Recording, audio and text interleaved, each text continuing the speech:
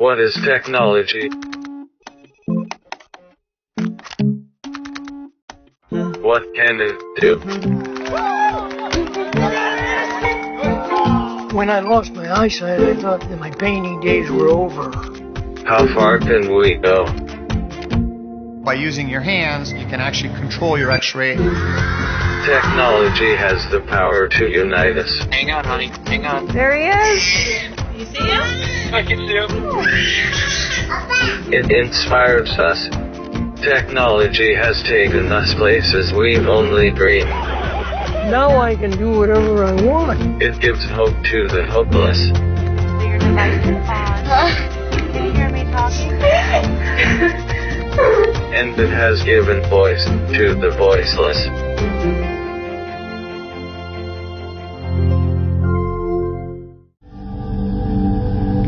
Where does inspiration come from? Where does innovation begin? Where does the future really start?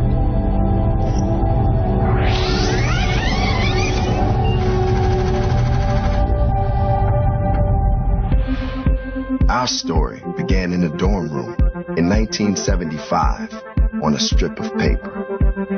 And from there, a vision was born. We designed technology to build, technology to grow, technology to learn, explore, and create. And we turned a world of possibility into a world of reality. But no journey is without obstacles, and our challenges only encouraged us to go further.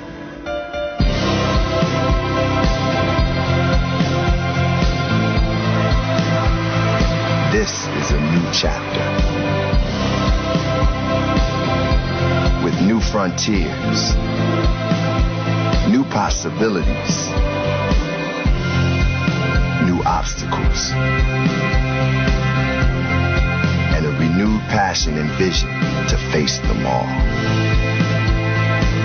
It is our mission to empower every person and organization on the planet to achieve more.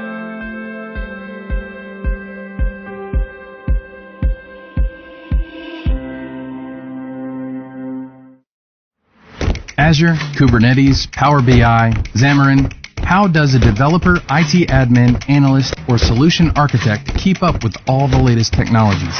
Microsoft Learn can keep you one step ahead. First off, it's free. Yep, really free. All courses on Microsoft Learn are always available at no cost to you. It offers many courses, more than 400 plus and growing, around a wide variety of topics including Azure, artificial intelligence, business applications, modern workplace, and Windows development. These courses offer a clear, concise, friendly, and interactive way to pick up new skills. You can complete most of them in 15 to 60 minutes. All have been translated into a variety of common languages. Learning is interactive. The sandbox environment uses real Azure. You are working with real resources in exactly the same manner as you would with your own subscription. When possible, you can choose your preferred platform to learn on. Want to fill in the big picture? Learning paths guide you through a series of logically connected modules. You can work along the path, gaining experience points and badges to mark your progress. Want to browse through Microsoft Learn to see what it offers? Head to aka.ms/learn and check out your opportunities. We've created a platform to help you learn at the pace of change.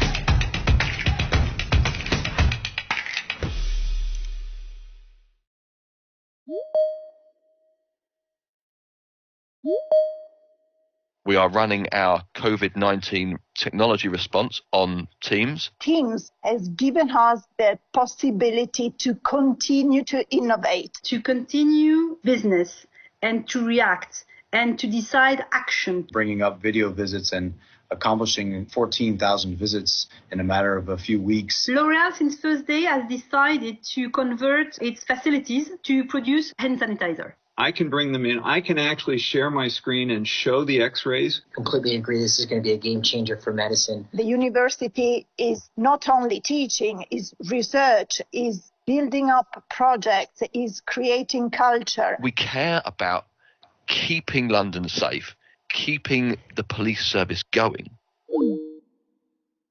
We're living on Teams. It's as simple as that. hello, Mrs. Morgan. Remember how hard it was to get your students' attention?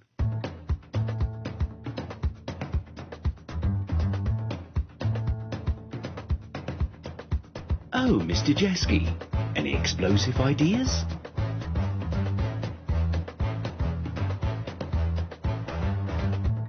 And you, Mr. Fisher, the world keeps turning, right?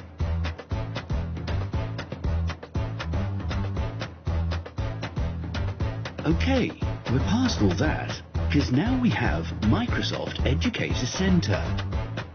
Trainings, courses, webinars, programs, badges, points, certificates.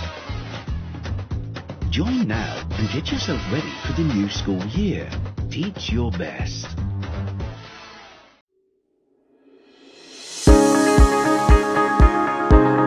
Rise and shine, everyone! Recent events have changed the way we live, work, and learn, with far-reaching impact on different sectors, especially in education. Today is another opportunity for educators and leaders of the learning sector. A moment to look beyond the challenges of the situation through digital transformation. A movement to ensure that the future of learning innovatively continues to empower our youth and community. Together with our esteemed guests and industry experts, Microsoft welcomes you to Rise Pilipinas, transforming education for all Filipinos. Sharing the vision of rising to the challenge is Microsoft Philippines Country General Manager, Andres Ortola. Hello, and welcome to today's event. On behalf of Microsoft in the Philippines, I want to thank you for joining us today. I do hope that everybody's safe and in good spirits. To start, I will take you on a short trip to the past, to 1905, New York City. What do you see? If you look closely, you see horses and trolleys almost everywhere, which was a predominant way of transportation back in these days.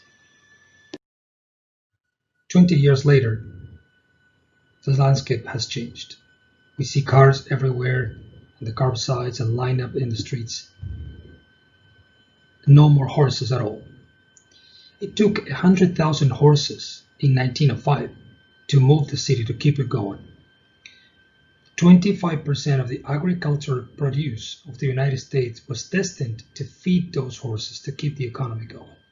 In only 20 years, entire industries and broad jobs categories disappeared from the landscape.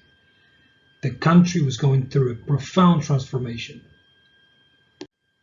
That transformation meant for the society to re-educate, to relearn, to recycle skills and put them to the service to the new reality, the new world. Today, we're on the verge of another revolution.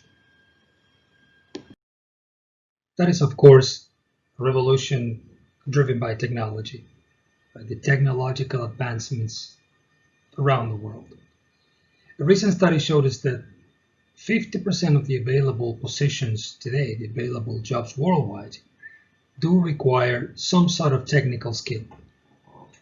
The same study predicts that in 10 years only, more than 3/4 of the available jobs will require a similar skill set.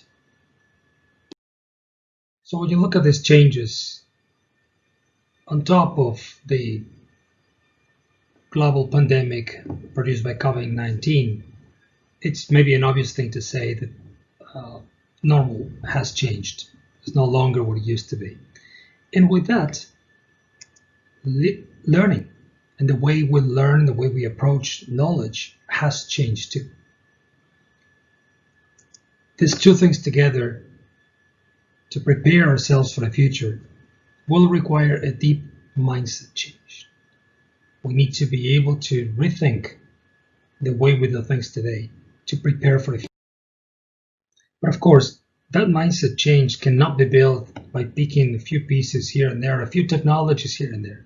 It does require a new lens, a new way to look at this reality. An example of this new reality is the term phygital, which comes to explain the merge between physical and digital worlds, where the lines between those are blurred. We see this happening in almost every industry nowadays. COVID-19 has probably accelerated the pace of which many industries, and of course education, will move into these hybrid configurations, where the experience has to be shared and uniform across both worlds. And those experiences are no longer science fiction. They are very real right now. From the UAE to Korea to Italy to everywhere in the world, and of course here in the Philippines, hundreds of thousands of children are already connecting and enjoying new experiences thanks to the technology that we are putting together. So when we look at this new reality for this phygital Philippines, one gets to think, what is the role of technology companies? We believe it comes down to three perhaps simple principles. The first is around protect.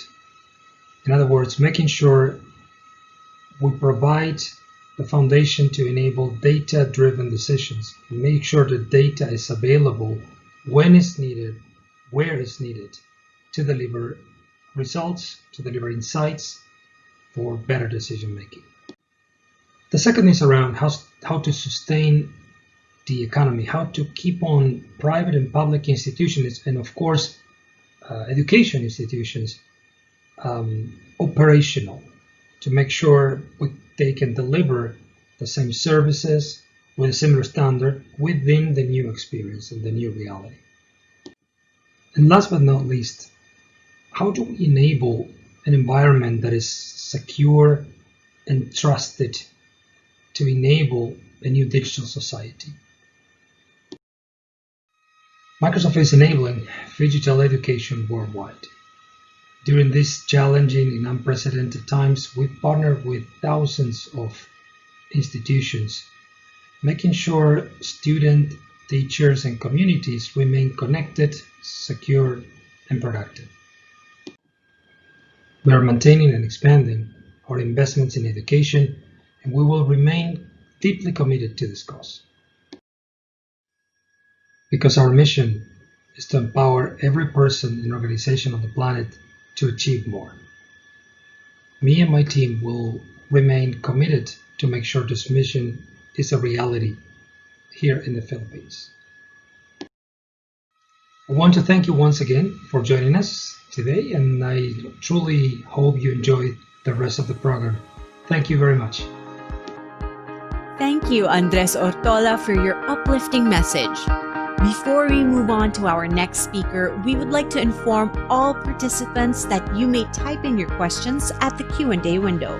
For more information, the reference box is available to everyone. We also encourage everyone to post your learnings and thoughts on the summit on your social media pages using the hashtag #RisePilipinas. Now on to the next part of the summit. Our keynote speaker has served in the government in various capacities over the years. He joins us today to talk about the Department of Education's Learning Continuity Plan. Please welcome DepEd's Undersecretary for Administration, Elaine Del B. Pascua. Magandang umaga po sa inyong lahat. Good morning, ladies and gentlemen. Secretary Leonor Magtolis Briones always reminds us, education must continue even in times of crisis, whether it may be a calamity, disaster, emergency, quarantine, or even war. The Department of Education is at a crucial junction in its history. Long used to delivering its services through face-to-face interactions in the classroom, the COVID-19 public health emergency has forced it to consider and deploy multiple learning delivery modalities, including online distance learning, in a very short period of time. Online distance learning is relatively new to the department, and the mechanisms needed for its full implementation are in its initial stages. One crucial mechanism in this endeavor is the DepEd Commons, an online platform to support the continuous delivery of basic education to Filipino learners. It is an online platform for public school teachers to support distance learning modalities, which can be accessed through the DepEd website. We have longed for the time when the suspension of classes will neither obstruct nor delay the education of our learners. Whenever we experience typhoons, floods, earthquakes, volcanic eruptions, and even armed siege, we worry about the lost opportunities for the next generation's education. Now, in the midst of a pandemic, we are proud that our dream of a working and relevant online platform has become a reality. This is the time we have longed for. DepEd Commons is neither complete nor perfect. It has its limitations. We are still building up content. Evaluation and ranking have yet to be included. Separate channels for teachers, parents, students, and officials have not yet been established, but the times call for its introduction. The circumstances have forced us to finally put it online. Those who do not have access to these requirements can opt for paper-based homework and are not required to visit internet cafes for health security. Teachers have the option to adopt the appropriate modalities, provided they strictly follow the guidelines, policies, and reminders given by DepEd. We acknowledge the reality of the situation, where DepEd Commons and its OERs, the Open Educational Resources, are not available or not accessible to all teachers and learners. Many of our schools still do not have access to internet. But in this new normal we find ourselves in, we must walk before we run. We must start somewhere and work our way towards the ideal where all teachers and learners in the country can access such resources. Until that time, we offer DepEd Commons and the OERs to those who can make use of them, as we continue to work for the connectivity of all our schools and offices. We are not stopping our efforts in building the public education network that we are dreaming of. That will be the connection of all the schools and offices in the entire country. There are many challenges we face in ensuring education continuity, but one thing is for sure: DepEd is steadily moving forward even in this extremely difficult situation. We cannot wait for conditions to be ideal, nor do we need to build the infrastructure first and worry about the applications and content later. The development of infrastructure, content, and applications spurs the growth of each other. It is only by addressing these issues simultaneously will we realize the ideal sooner than later. With the recent developments jolting us faster forward, DepEd Commons will contribute to boosting sulong edukalidad as it guides the whole department in providing accessible and liberating education for the Filipino youth, confident and full of hope in facing the uncertainty of the 21st century. The Microsoft Educational Virtual Summit that we are having today and its theme, Rise, Respond, Recover, and Rebuild, is very timely and appropriate in the current situation we all find ourselves in. We all need to step up and take a proactive approach in responding to the need of remote learning, in the recovery of the education industry, and in rebuilding a sustainable learning environment for all. We are glad to note that today's Microsoft theme, Rise, is in symphony with DepEd's Digital Rise program. So let us all rise now to the challenge of transforming education for the Filipinos. As part of DepEd efforts, we offer the country the DepEd Commons, from the teachers, for the teachers, for the learners. Para sa mga bata, para sa bayan. So we could administer online examination by introducing to our teachers and our learners yung tinatawag namin ngayong DepEd Commons. No? We have a DepEd Commons where lessons for the remaining quarter, itong last 2 weeks, ay ma-access ng mga bata at saka mga teacher. Magkakaroon din sila ng review for the fourth quarter, and then they can also take the examination online if the students are not satisfied on the transmutation formula that the teachers will be undertaking.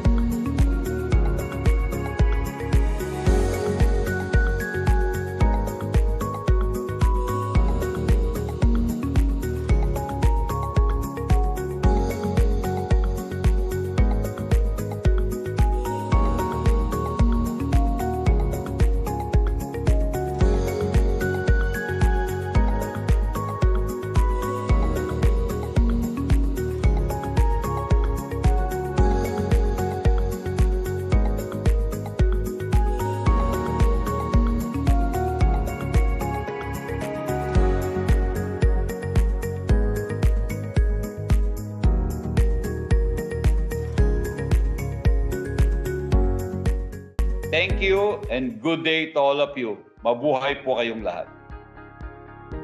Thank you, Yusek Elaine. Truly inspiring, and that's what we needed to hear right now. Our next session will tackle the best practices in digital transformation in education. Showcase the different technologies available to support teaching and learning, and do a deep dive on change management strategies to ensure a smoother transition to a new way of learning. Please welcome the Microsoft Asia Pacific Director for K-12 Strategy, Sean Tierney. Well, hello everyone, and thank you very much for having me. Welcome to the Microsoft Education Virtual Summit. My name's and I've put this presentation together with Aidan McCarthy, my colleague, and wanted to start off with just saying thank you. Thank you for inviting us. Thank you for the opportunity to partner with you and to celebrate the great work that's happening in the Philippines and the exciting opportunity that you're about to engage in. Well, 2020 started off a little differently to how we expected. The start of a new decade came with massive promise, a time for digital transformation, hope, excitement, and then out of nowhere we got hit by this COVID-19 virus, which saw us facing a completely unexpected and unprecedented change. So we took a big turn there, which caused us to all take a step back and forced us to evaluate the way things are versus what could have been. But amid all the pain, the confusion and the cost has been one of the most obvious ones is the need to consider how we service learners when they can't be face-to-face. So countries around the world quickly realized that remote learning wasn't something they could just turn on or turn off. We saw people doing lots of video conferencing, which was just basically pushing content out to kids. Those that had access to technology were able to consume it. Those that didn't weren't. And then just trying to keep kids occupied with whatever they could send out digitally. It was largely reactionary, and it was largely unpleasant for both teachers and students. The schools and the school systems that had invested in deeper platform work and thought through blended learning before COVID hit were in much better shape. They could offer remote learning that was interactive, content-rich, immersive, and allowed for video conferencing to be there, but not to be the driving model. The thing we learned most from this period is that it's critical to be ready, to have blended learning based on a solid foundation, to have access to anywhere, anytime learning. And that's why RISE is so important for the Philippines. The RISE project will ensure you have the foundation to rise to pandemics if they occur, but RISE to ensure students have the best blended learning so we never have to go back to what we used to consider normal. We'll be going on to something that's much, much better. So there's been a mind shift in the last few years, and that brings with it a lot to be excited about. For as long as I can remember, education's been trying to catch up with technology. Well, technology moved fast, note the wheel in this image. Education's much harder and slower to move, and so in many cases it hasn't. What has happened is we've tried to put technology into schools the way that it was, whether it was ink, pens, movies, overhead projectors, computers, robotics, through to 3D printing, Lego and other things. The approach has always been just to put that stuff into the classroom and then expect or hope that things are going to be better than they were. But what we learned was there were big gaps in that approach. And while there were some benefits, over the last few years, we've really started to plug those gaps and realize the deep potential of what might be possible. So programs like RISE, where a full, holistic, well thought out platform drives things, means we can now look way beyond the technology just in the classroom to the powerful new tools that can actually transform what happens in the classroom in a different way. This means we can start to realize the goals that people have traditionally talked about but not been able to achieve. We can think bigger and make bigger differences to students and teachers and to what is possible. The size of the boxes on this presentation here roughly reflects where our focus has been and in what proportion. The majority was on devices in schools and what sat on those devices and what we could do with them. So we spent a lot of time buying computers or buying laptops or tablets or whatever and distributing them to students and expecting change to just work. We spent a little bit of time on optimizing the infrastructure and thinking about the core platforms, and we thought a little bit about what would happen outside of school, but most of it was what was happening in school. The new approach means we focus equally on what happens in class, but also what the infrastructure makes possible and how students can learn outside of the class. This is important. In mature programs where students have had devices that they can take home for a long period of time, what we've found is that actually up to 80% of the meaningful learning, so when devices were turned on and used for learning, not for entertainment, 80% of it occurred outside of class time. So why is this important? Because it allows us to transform in a direction that is big. In the past, systems around the world talked about this thing called personalized learning, but they were limited by what could be personalized because assessment was standardized. This was necessary. We had limited ways of measuring student success, standardized tests, standardized grades, scope and sequence, curriculum, etc. But standardized assessment is basically the antithesis of the foundation you need to have personalized learning. They don't go together well. So it is a choice, personalized learning or standardized assessment. Our system was dominated by 4 A's: accreditation, assessment, admissions, and attendance. Focus on accreditation and assessment there, because they're the ways that we drive the measure of success and determine whether or not the institutions are meeting their stated goals. To move to real personalized learning though, we need to be able to measure more than just what standardized grades allow. And this requires allowing students to have more agency. So if we think about how we transform teaching, learning, assessment, measuring outcomes, etc., we have to understand that students are capable of much, much more than traditional grades have acknowledged. So we want students to be able to set much more bold goals, to initiate student-driven action, to take real-world problem solving into their own hands, and to reflect and do the deeper learning, the deeper thinking that comes with more successful outcomes. Traditional thinking is, and I hear this a lot when I see presentations at education events, when students leave school, they'll be faced with the challenges of solving the world's biggest global issues. My argument would be that transformational thinking allows us to recognize that students in school already are coming up with solutions to these problems, and they are capable of solving these problems today. We're not preparing them to leave school to solve these problems. We should be empowering them to solve problems while they are still in school, because some of the most inspiring and innovative solutions that we see coming out globally are from students who are in schools today. I'll give you a few examples.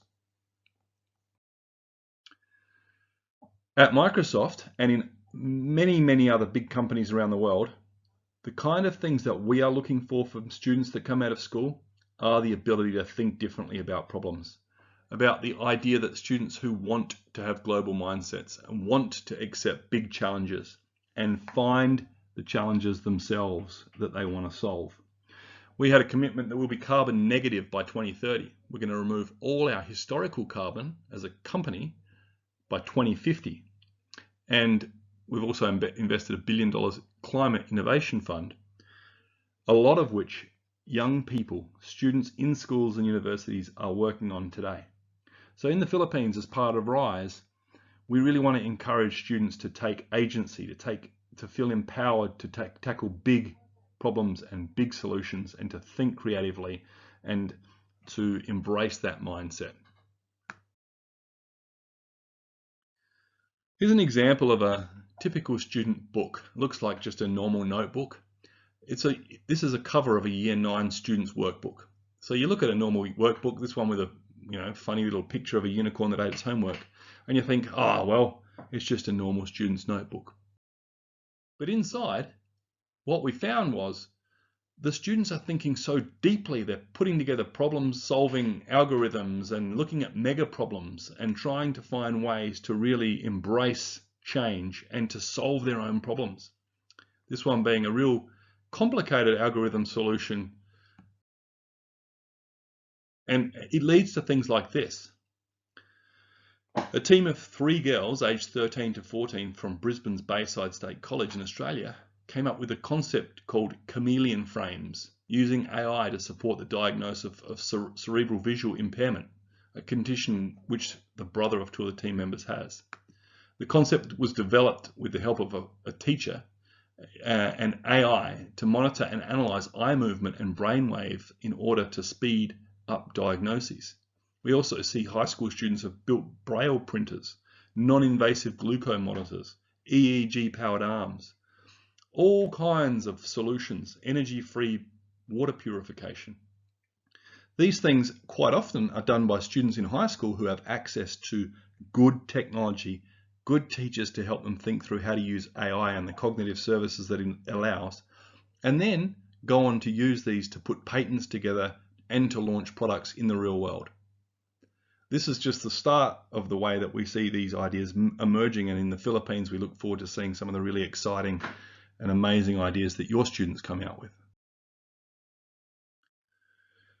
The big shift that we're also seeing, you will have heard before the concept that we need to prepare students to become lifelong learners, and that lifelong learning is now a mandate and a prerequisite for meaningful jobs and employment in the 21st century. But I'll tell you, the way we're preparing students for life-wide learning. We want to go way beyond what we currently do and help meaningfully enrich the way that they are learning to become constructive, positive citizens in the 21st century. And we need technology to help us do this in a way that doesn't force us or them to compete. And that maps in with Microsoft's vision to empower every student on the planet to achieve more.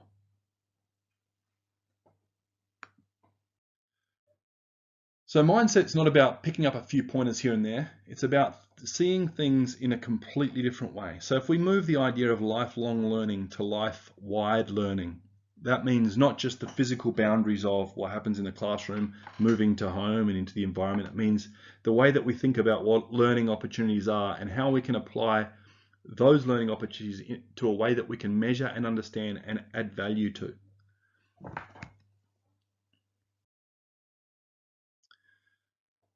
So that starts with a change in mindset at a basic level. What makes RISE different?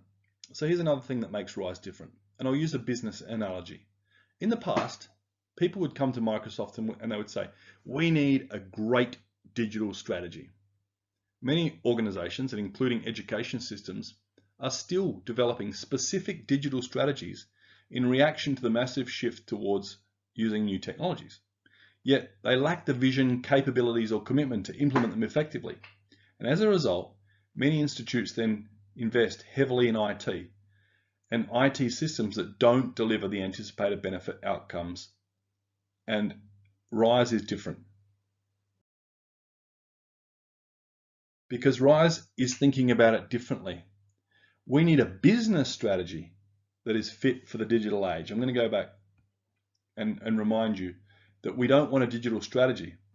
Okay, this isn't about a digital strategy and building a great digital strategy. This is about building a business strategy, or actually it's about building a learning strategy that is fit for the digital age. So RISE is about using technology to drive a learning strategy that is fit for the digital age. And that language is so important to explain why RISE is so different. Our support of systems is always grounded with the Microsoft Education Transformation Framework. Many of you will have seen this before, some of you may not have. This Education Transformation Framework was developed based on decades of research. It was created in partnership with principals, school leaders, ministries of education, and researchers from all over the world. And what it does is it helps us to bring together on the areas of transformation that really matter. It ensures that schools don't overemphasize one thing or another, and that they can look at the holistic picture. Now, there's three different education transformations frameworks we have. One's for schools, K to 12. One is for higher ed, which you see here, higher education, universities, and one is for libraries and museums. But it shows you how emerging technologies such as artificial intelligence support new approaches to managing student success. It makes sure that you have a balanced portfolio in your approach to thinking about teaching and learning and preparing students for 21st century learning. What it also does, from a technology perspective, is the ETF means conversations with IT departments and IT leaders look and sound different. It shifts away from having technology be the driver, instead towards technology being the way to realize the goals the system's really aiming for. So instead of going to technology and talking in terms of the technical, it's talking about it in terms of the objectives that you want to achieve. So it starts with teaching and learning. So any technology initiative should improve student outcomes. It should be better for instruction. It should be better than it was before. It should allow students to do things they couldn't do without the technology. It should be accessible and scalable. And it must be something that's got a solid return on investment. There needs to be security and privacy so that student data is well protected, not put into a commercial cloud, and you don't want students to be bombarded with advertising, and you don't want their data to be mined and their browsing habits to be followed and mapped against profiles, and then, you know, for advertising companies to be able to follow those students and build pictures of them. You want it to be really secure, and you want it to be really safe. You want leaders to be able to see things that they couldn't see before and have access to information that helps make better decisions around how the technology supports teaching and learning across the. Again, mindset change is not about picking up a few pointers here and there. It's about seeing things in a new way. I keep coming back to this. I'll give you a couple of other examples. We talk a lot about artificial intelligence and how that can support teaching and learning. So when we're talking about outside the classroom now, digital assessment and evaluation is critical, but you need to be able to see what's happening across the system. We want to have analytics that helps us to understand and embrace what's happening with a full child, so that virtual assistants come into play, which might suggest to students what content is best for them, or what new assessment or tasks they can take on, or what new challenges they can embrace. We want systems of learning to be adaptive, so that students have their own learning journey pathways, and when they complete something faster than a different student, they're not sitting in the classroom just waiting for the next piece of work to come, but they're getting new challenges and new objectives and new goals to achieve. This way we keep stretching and improving how it supports those children. And as we think through those support mechanisms, we think about the end goal here. It means we can prepare students for the digital age in all its forms. So to create new opportunities to make children from the Philippine schools ready to take on a globally competitive workforce. And as you can see here, there's a huge demand. 77% of jobs will be requiring technology skills by 2030. You cannot develop those technology skills until you have access to technology that's secure, safe, well-structured, appropriately provisioned, and balanced. We're seeing a big shift in the gap between the graduation of students and what their skills are versus what industry needs. The Philippines is beautifully placed to prepare students for jobs that are highly sought after, for skills that employers desperately need that aren't being fulfilled across the world. And that means that Philippine students will be able to work across the planet in countries all over the world, but also it means that you'll be able to attract a lot of people to come to the Philippines for better education and to work within the Philippines and increase the overall productivity of the country.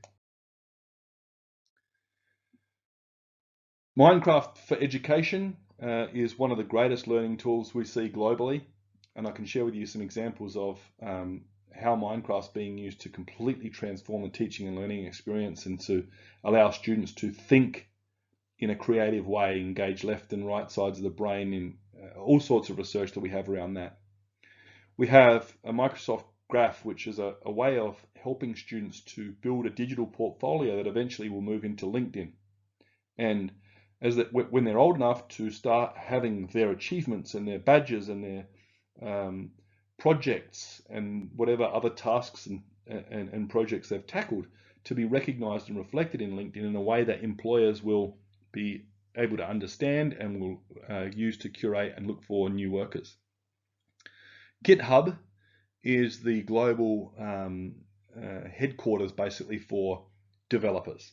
So as your students, and we've got huge amounts of teaching and learning content in GitHub to ensure that your students have access to not only the best code and networks of coders and examples of coding, but to curriculum and content and resources so that they can create resources and materials that will bring their projects and their goals to life. And we have whole lots of all kinds of other communities like Flipgrid and others that will allow students to prepare content, share content, and inspire them. So the opportunities that technology brings is much more than just what you might typically think about sharing a document or doing a video conference and things like that. It's about creation and immersion and deep thinking. Technology also enables us to engage students in a way that we may not have been able to do in the past, where some students were excluded and some students were feeling left out. Now we can capture the imagination and the inspiration of all students using technology to help us. So that students who, for example, may feel disengaged or bullied or left out can now become much better supported. And social and emotional skills we talk about here is critical if we are to prepare students for the future of learning. So it's not new in education, this idea. The idea of social and emotional skills are newly important to more people, and it's taking center stage along deeper cognitive skills and content knowledge in the classroom. But they will become a bigger key across all aspects of life. So being smart enough to get into college or university is not enough. You need to be socially and emotionally well balanced to get a meaningful career that you can thrive and be in. There are 6 cognitive services that we talk about, which are the ways that we can now engage with technology and artificial intelligence to support people. So, we now have computers that can listen to you, that you can talk to, that can see you, that you can interact with, that will speak back to you, that can interpret and understand questions, queries, and big data sets, and then that can think through those big data sets and make recommendations. These cognitive services now are available not just to help with social and emotional well-being, but that students can use to build their own social and emotional and other solutions. So students can now, without being programming experts, use these cognitive services to build apps or applications or solutions that other people have done the hard coding for. Across all of our products now, we build in inclusiveness. So whether it's Windows, OneNote, Teams, Minecraft, Sway, everything else, all the Office, Word, PowerPoint, we now have built in a whole suite of tools to ensure that every student can engage. And I'll give you an example here. I'm going to do a demo now using what we call Immersive Reader. Let me just give you a quick demo on this. And I'll use OneNote here. And for many of you will have used OneNote before. It's one of the most powerful learning tools in the world. We have customers from all over the planet raving about OneNote. So if you haven't used it, you need to spend some time with OneNote because it will be your friend.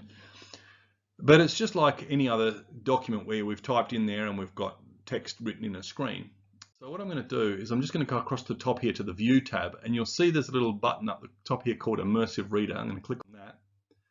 And Immersive Reader is now going to load up a different way of reading the text. So what you're seeing is it's removed all the borders and all the tabs and all the other things around it just to focus on the text.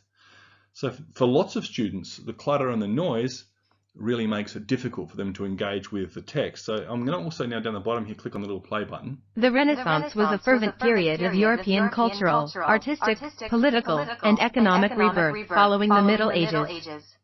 And you'll see that it starts to read this to me. So I've got my ability to have the computer read that text to a student.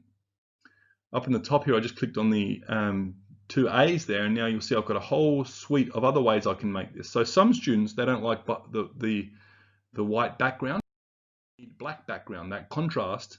Students with special needs find it much easier to read that. So just changing something as font size or the font style.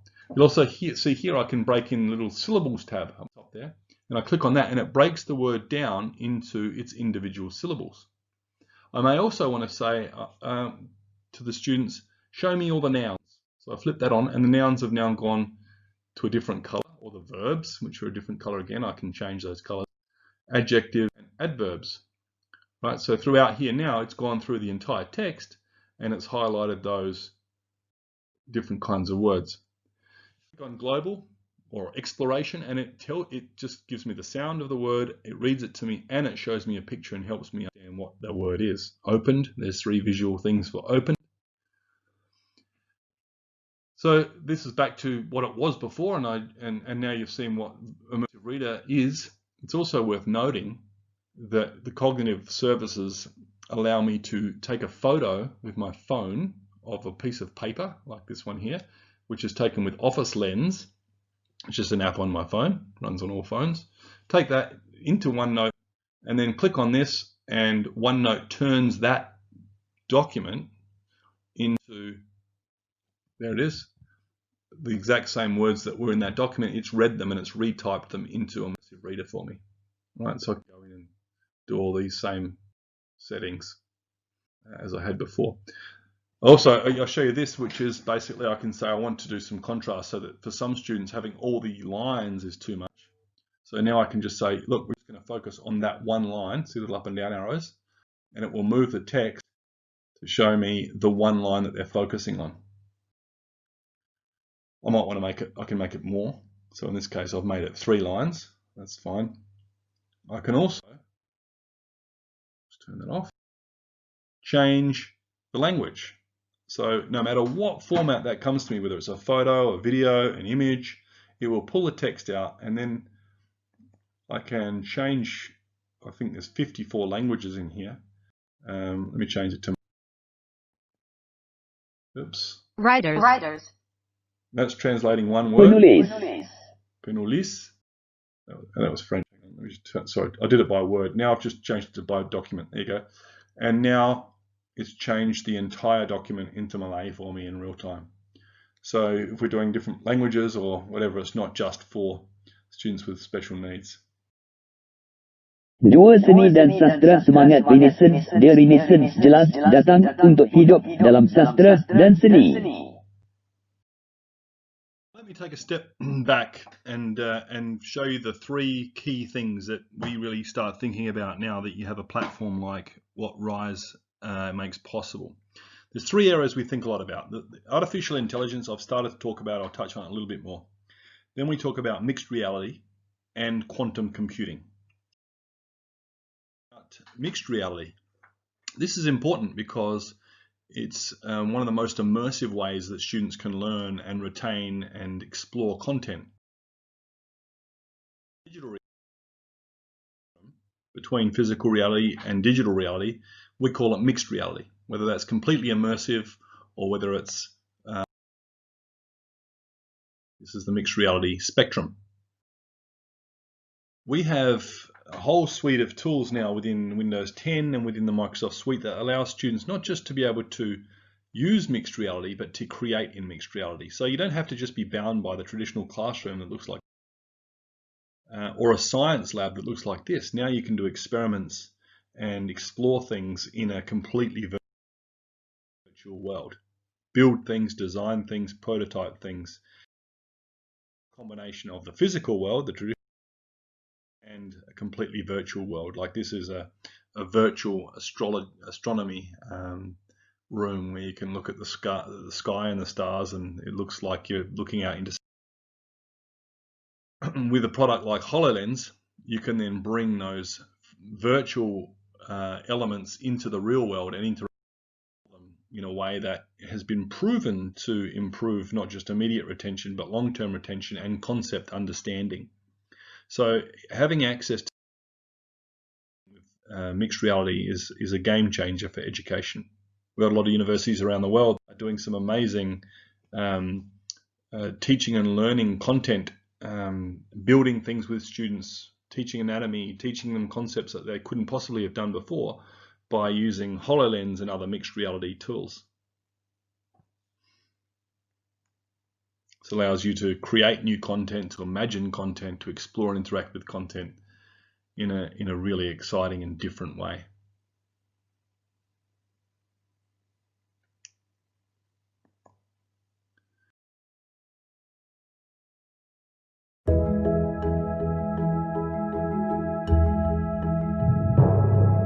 I was tired of preparing kids for yesterday. We were always preparing kids for this world that didn't really exist anymore and that wasn't going to exist when they graduated.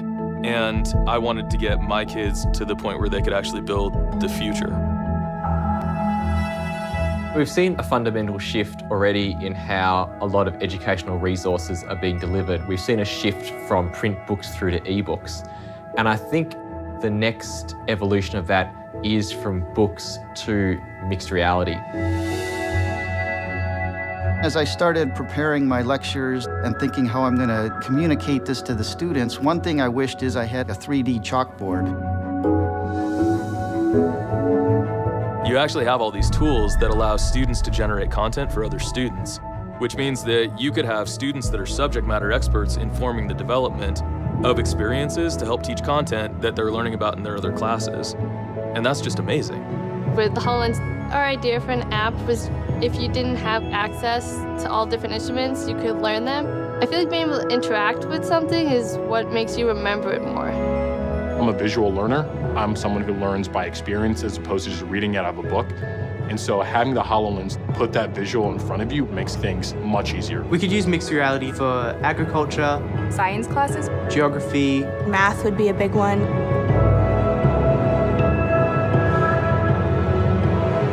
It provides a much more engaging experience for students, and that's the ultimate goal for a teacher, is to engage the students and have them learning.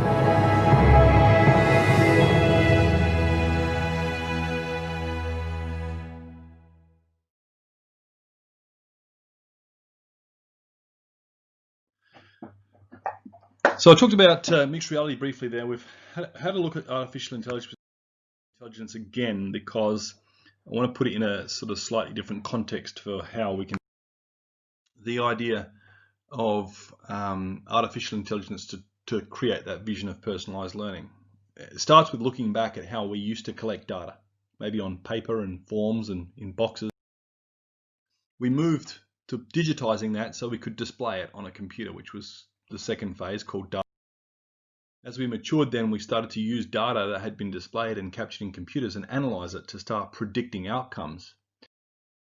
The third part is really to drive outcomes, which is fundamentally different because looks. If I was to ask you a question looking at data here of these two students, is who is at greater risk here, student A or student B? And it's very difficult to tell because you can see that student B has not been attending very much, they haven't been participating in class, but they have very strong resilience and socialization and their behavior has been really good. Student A is very low on the optimism score, which is an indication of a need for some kind of an intervention, but they're doing very well in their behavior and their participation. So I could look at that and we could probably agree maybe that student B might be at greater risk. Okay, but we don't expect teachers to look at charts and diagrams and stuff like this and to try and make sense.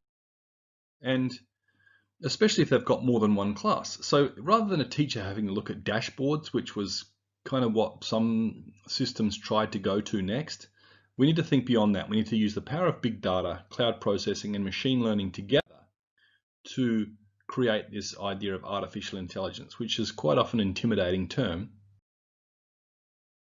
People are more comfortable thinking of it as augmented intelligence. If we use augmented intelligence and we look at this problem, back to this slide. The teacher, it's hard enough to look at comparing two students, but what happens if they have to look at a full class? Let's say they only have 25 students in their class. My classes, I always had more than 25 students, so this would have been nice, but I cannot use this data here to quickly determine which students are at risk and which ones need help. There's too much data there. I'm not a data expert and neither are teachers. So this kind of dashboard idea isn't the most useful thing. Year level coordinator, or I'm looking at more students, in this case 50. How am I supposed to use this? Senior leader in a school, I get all this. I can't make sense of it. But the computer can make sense of it for us. And it can do it much, much faster. And it can use pattern recognition and artificial intelligence to learn over time which students, which patterns, which triggers are going to suggest that a student needs help. So the computer then quickly identifies a network and rather than showing that data to a teacher, can use that data then to suggest interventions to a teacher. So for example, if a student's dropped out of a sport, they're no longer attending so much, they've got a problem at home, they may need some pastoral care help.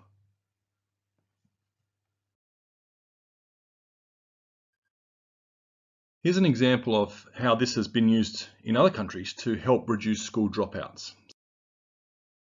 This is an example with a huge number of predictions. I won't take you through this, but they recognise nearly 57,000 students as high risk and made. This is India, one of the youngest nations in the world with a demographic dividend expected to drive economic progress and position India as the schools capital of the world. So let's have a look at this project. Most people in India today are unemployable, particularly globally. So we worked in India on a project called Project Sangam. Let me show you what that is.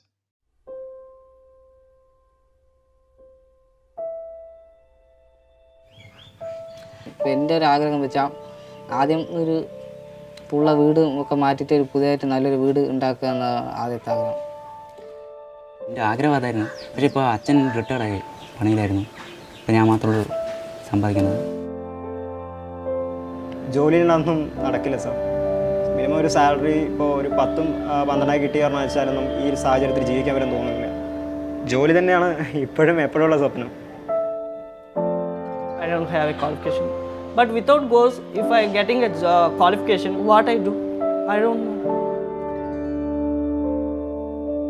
ఏదైనా qualification శేషం జోలి కిట్టాൻ భయంకర బుద్ధింటాను. కొంతమంది ఆడపిల్లలు బయటికి వెళ్ళలేక just ఇంట్లోనే ఉండి జాబ్స్ చేయలేక.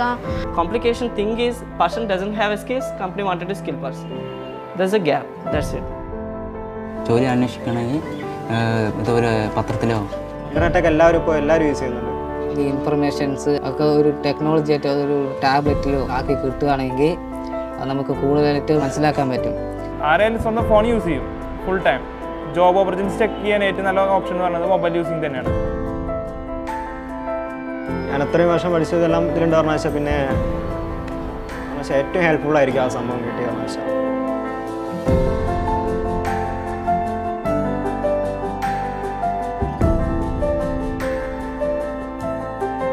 ജോലി കിട്ടാൻ വേണ്ടിയിട്ടാണ് ഇപ്പോൾ ചെയ്യുന്നത്. മുമ്പ് ജോലി ചെയ്തത് പഠിക്കാൻ വേണ്ടിയിട്ടായിരുന്നു. Whatever we're learning, we're getting a job from that field. This is a positive thing here. പഠിപ്പ് നല്ലതാണ്. കാരണം ഇപ്പോഴത്തെ കാലത്ത് നമുക്ക് കൂലിപ്പണി ചെയ്യാൻ പറ്റില്ല. പഠിപ്പിനൊപ്പം വില അനുസരിച്ച് നമുക്ക് ജീവിക്കാൻ പറ്റുള്ളൂ.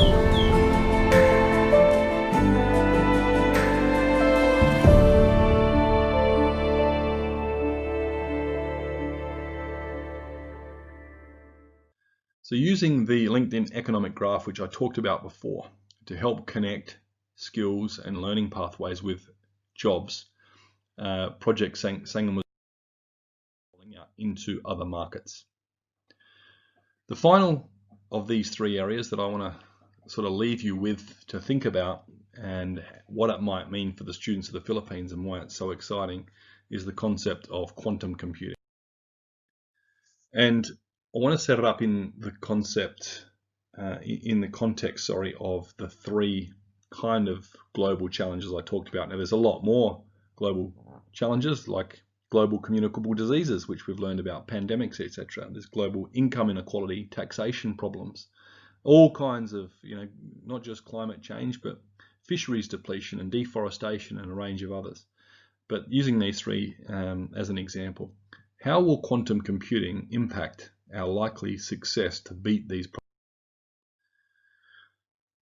And it's important to understand what we mean by quantum computing. So, a long time ago we had the abacus.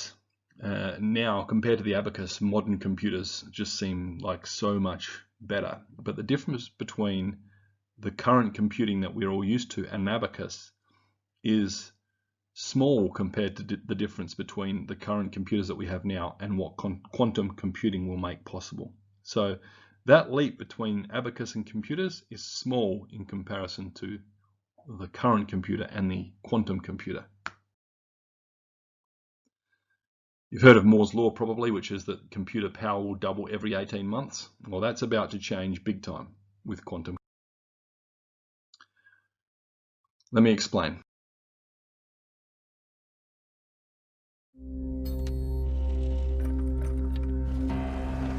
So if you want to find out more about quantum computing, you can visit microsoft.com/quantum.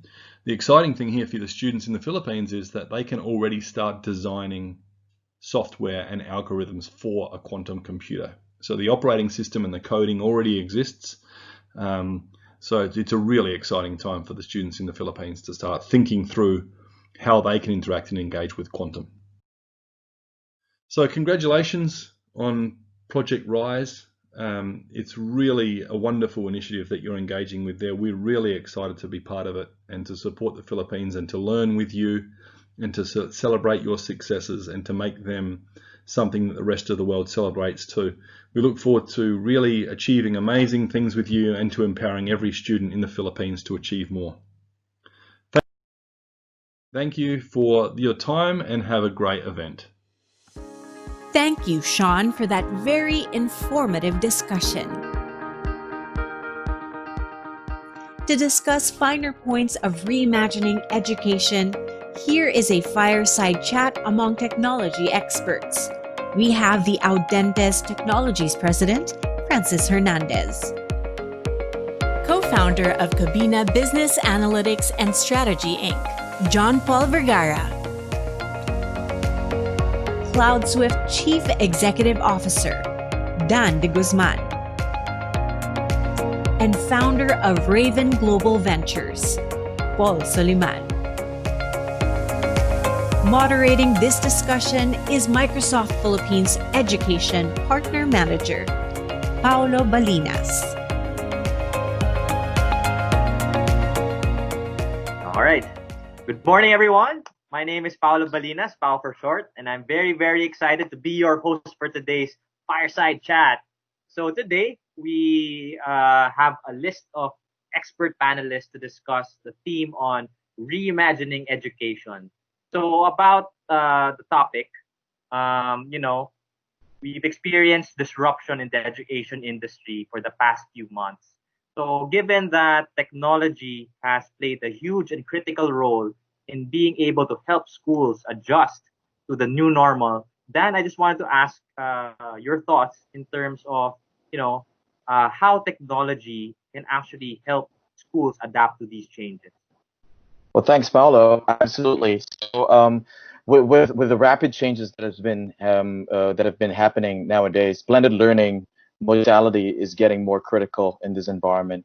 And with this, combining integrations with Microsoft Teams and, of course, the use of Microsoft Azure and providing hands-on labs as well as blended learning creates or mimics the physical IT lab or classroom environments of the higher education institutes and universities and colleges.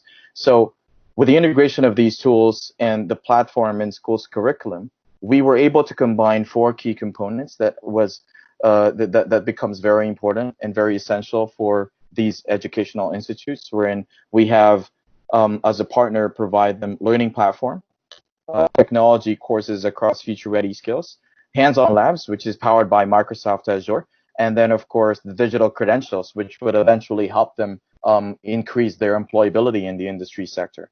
And nowadays, that if you take a look at the economic growth, most of the future-ready jobs and the modern jobs nowadays that are being in demand in the industry are mostly on the digital skills.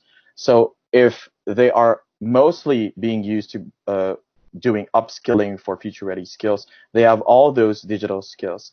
They were able to be given these opportunities and career opportunities in utilizing these tools and coming from getting out from the portals of their schools. They're able to be upskilled and they can get some higher employabilities as well. So combining the tools, upskilling, and then higher employability. Thanks. All right, thanks, Dan. I think you covered a lot during your quick comments on the topic, right? You talked about skill sets and how CloudSwift is actually creating a virtual lab environment to recreate the classroom setting, you know, to go beyond the 4 walls of the classroom. So speaking about the skill sets, you know, because of technology, it has disrupted various industries in the world today. What was once stable industries like the airline, hotel accommodation have been temporarily put at risk, right? So in terms of the skill set of students, Francis, I'd love to hear your thoughts, given that Dan mentioned, you know, the emerging requirement from industries for more digital literate candidates. How do you think students can actually prepare to this new normal and actually be workplace ready right after graduation? Francis? Yep. Thank you, Paul. So building on Dan's initial discussion about adapting to this new norm, one of the things that we can recommend as part of this new landscape of the new normal is you need to have at least 6 key steps in mind. One is for student, we need to help them recognize their available skill set.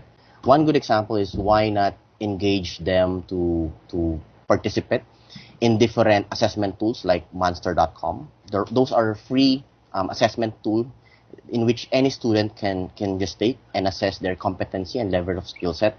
Second would be optimize their current network. One good example is having to sign up in professional network like LinkedIn. Third would be target a specific job role by looking at Glassdoor or maybe JobStreet.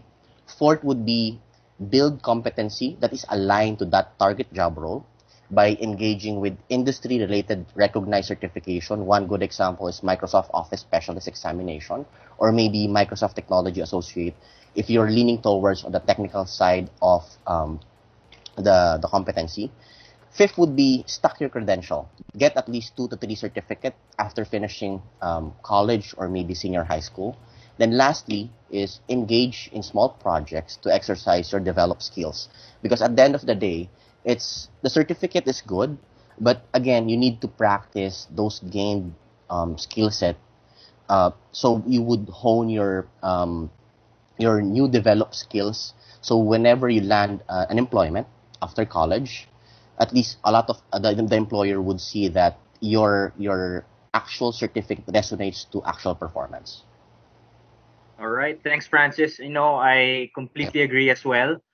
In terms of, industries are starting to look for more competency and skills based in terms of their hiring process. So it's nice that you highlighted 6 key actionable steps that students can actually work on today to help increase their employability chances. So given that, we talk about a lot of emerging technologies, digital skills, one of the hot topics nowadays has been around the areas of artificial intelligence.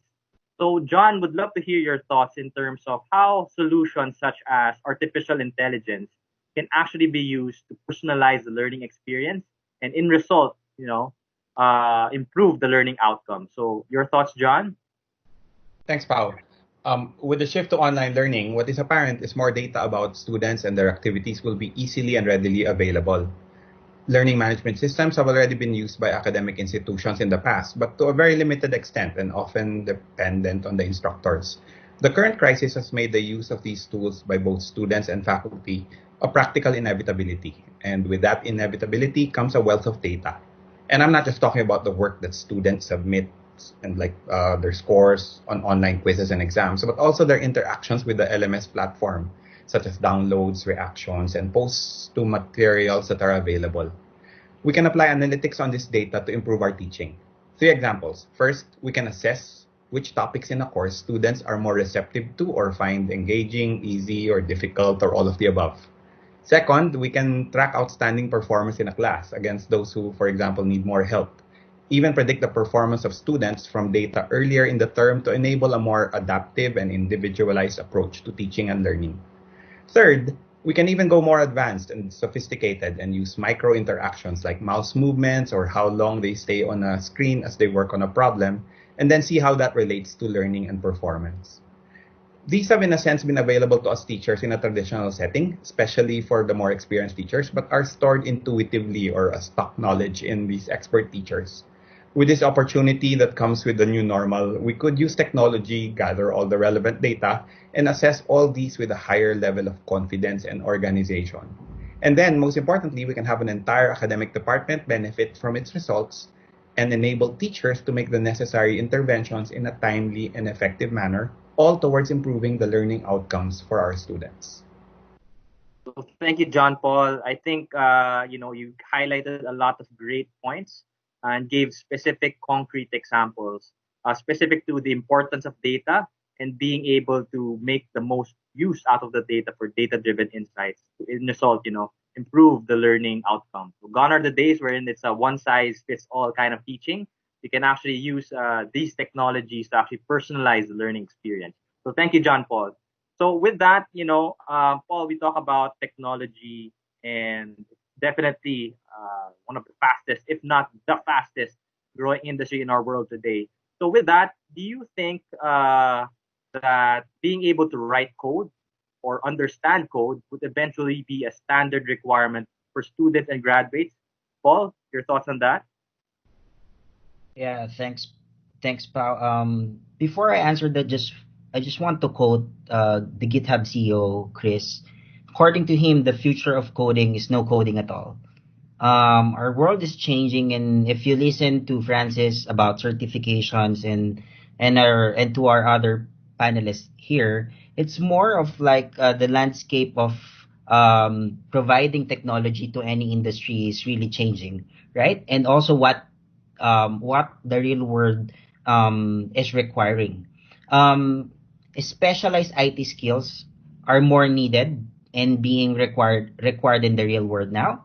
So learning the back-end stuff like SQL or relational database and other programming stuff is not anymore mandatory for you to be accepted in a corporation.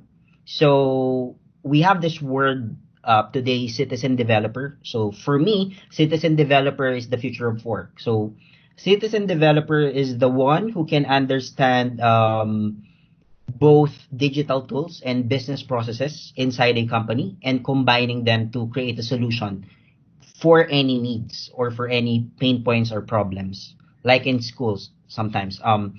Digital tools and business processes nowadays are democratized. All right. So, for example, like in Microsoft, we have Power Platform. So this is like a democratized platform for the citizen developer to create mobile apps in one day, or dashboards like in Power BI. Automation tools like RPA can now be consumed without even coding. So what's so how about the pro coders or the developers? Like if you're graduated in IT, for example, and you're coding, so what's next for you? So for me, complex tasks like quantum computing, machine learning, development, and new frameworks that can help our business user or citizen developers will be the next thing for the pro developers or the coders. Thanks, Paul. I think you touched on a very interesting topic, the citizen developers, wherein, technology, with the advancement of technology, no longer do you actually need to learn the hard code, but it actually made it easy for regular business users to, create solutions, the readily available solution to solve business problems. So with that, I just want to go back on the topic around remote learning. So Dan, over the past few months, ever since the government has declared schools to be suspended until August 24, a lot of schools have shifted their classes to a remote learning setup. So just want to hear your thoughts on online education. Do you think that this would be the new normal, or do you think that there will still be a need for face-to-face, engagement? Your thoughts, Dan?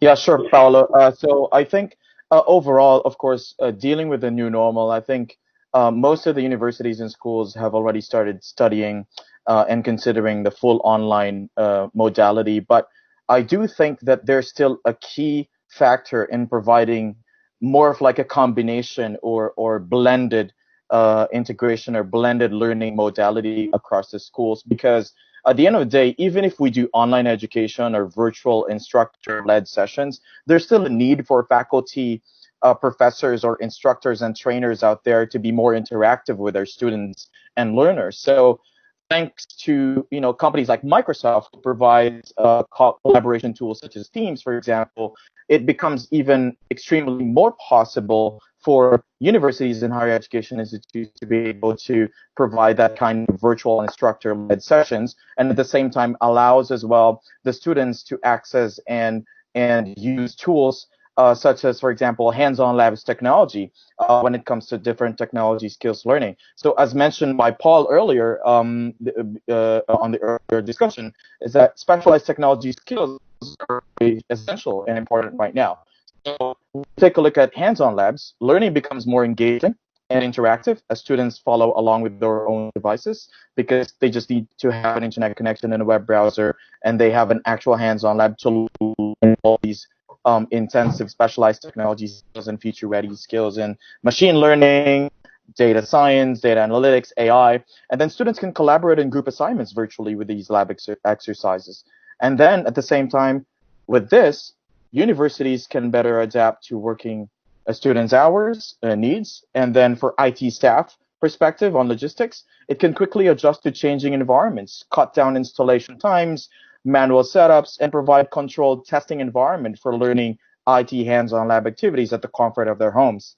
So with that, through partnership with Microsoft and working with all the partners and providing this kind of solution to our end customers in education, when you think about these entire end-to-end solution, content, you provide them for the technical skills, blended learning mentorship session through Microsoft Teams, wherein faculty professors are able to engage with the students, as well as also providing the content and the platform and the labs. And in that case, it's more of like offering the best of both worlds, both digital and blended and hybrid, in such a way that there's still a live interaction with the faculty professor of every student that are learning these advanced or even basic technical skill sets. So there's still a huge value in terms of that kind of live interaction, wherein If they're having a hard time with their courses, if they're having a hard time with their labs, they want to consult something about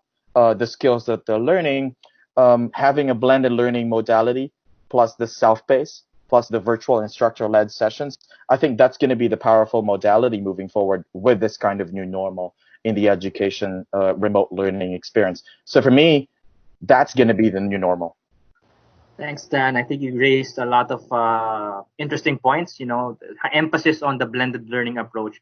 I think the need for face-to-face can be recreated in a virtual setting, like you mentioned, like a call, and they can Correct. teacher and student can still have that mentor or coach engagement even in a virtual setting. So it's good that you mentioned, you know, this is the new normal. Schools will start to adapt more to the blended approach. So thank you for that. So now let's talk about challenges. I'm sure a lot of our listeners are, you know, curious to understand more about, you know, what are the challenges that most schools are facing. So John Paul, just wanted to hear your thoughts on your experience in terms of, you know, what are the major challenges that schools are encountering, and what are the different things or strategies that schools can actually proactively do to avoid this and prepare. So, John Paul, your thoughts? Yep. You know, Pao, the firm I'm part of, Cobina, is a management consulting firm that focuses on data science and digital transformation. Digital transformation is about using technology and data effectively to support business and solve business problems. What we often encounter when we provide our services are challenges related to a business's capacity to adjust and change, a tendency to stick to traditional methods and processes, even when technology could help pave the way for improvement. So that's the first challenge I'd identify, a general challenge related to inertia that favors current practice away from innovation and change. This COVID crisis is a blessing in some respects because it enables the change and forces us to adjust and manage that change. Now, for challenges more specific to the university setting, I'd mention two. First, let's think about how this situation will disrupt our admissions processes. Obviously, schools would need to move all of the related processes online, but that's already a challenge in itself, and it was touched on earlier. But think of things like entrance exams, usually delivered on site. How do we carry this out at this time? I'm sure some have thought of online exams, but another option is to use AI and statistical techniques to predict admissions decisions, given just the application requirements outside of the exams, like grades and rank in high school or recommendation forms from teachers. Another major challenge I see is in the preparation of course content in an online environment. When the quarantine started, many shifted to remote teaching and scrambled to put whatever material they had online. Now that we have a little more time to prepare as we move to the next school year, we're still scrambling a bit, but it is important to be aware that there are a vast amount of resources and technologies out there that can support this endeavor. We just need to be open to shift to different ways we could develop our content. Many of the partners represented in this panel provide components that can help, from platforms and productivity tools to testing and certifications. Perhaps what's forthcoming is schools partnering with such entities. Even Cobina has a data science academy that provides corporate training in the data science and analytics area. And for content in that area, we're certainly willing to partner with schools if they find that opportunity useful. To summarize, the main challenge is managing the disruption brought about by the inevitability of an online modality. And the two specific examples I gave here would be in our processes, such as admissions, and in the preparation of course content appropriate to that modality. Thanks, John Paul, for sharing. I think those two challenges that you mentioned, from school admissions to online learning, is something that's a lot of our listeners resonate to. So it's good that you highlighted, you know, some examples and some of the best practices on how schools can actually prepare. From that's a school's perspective, but Francis, from an educator perspective, you know, since for our hundreds of educators listening in, how, if I were an educator, how can I actually prepare myself to earn the skill set to succeed or to effectively conduct my teaching sessions in this new normal? Francis, your thoughts?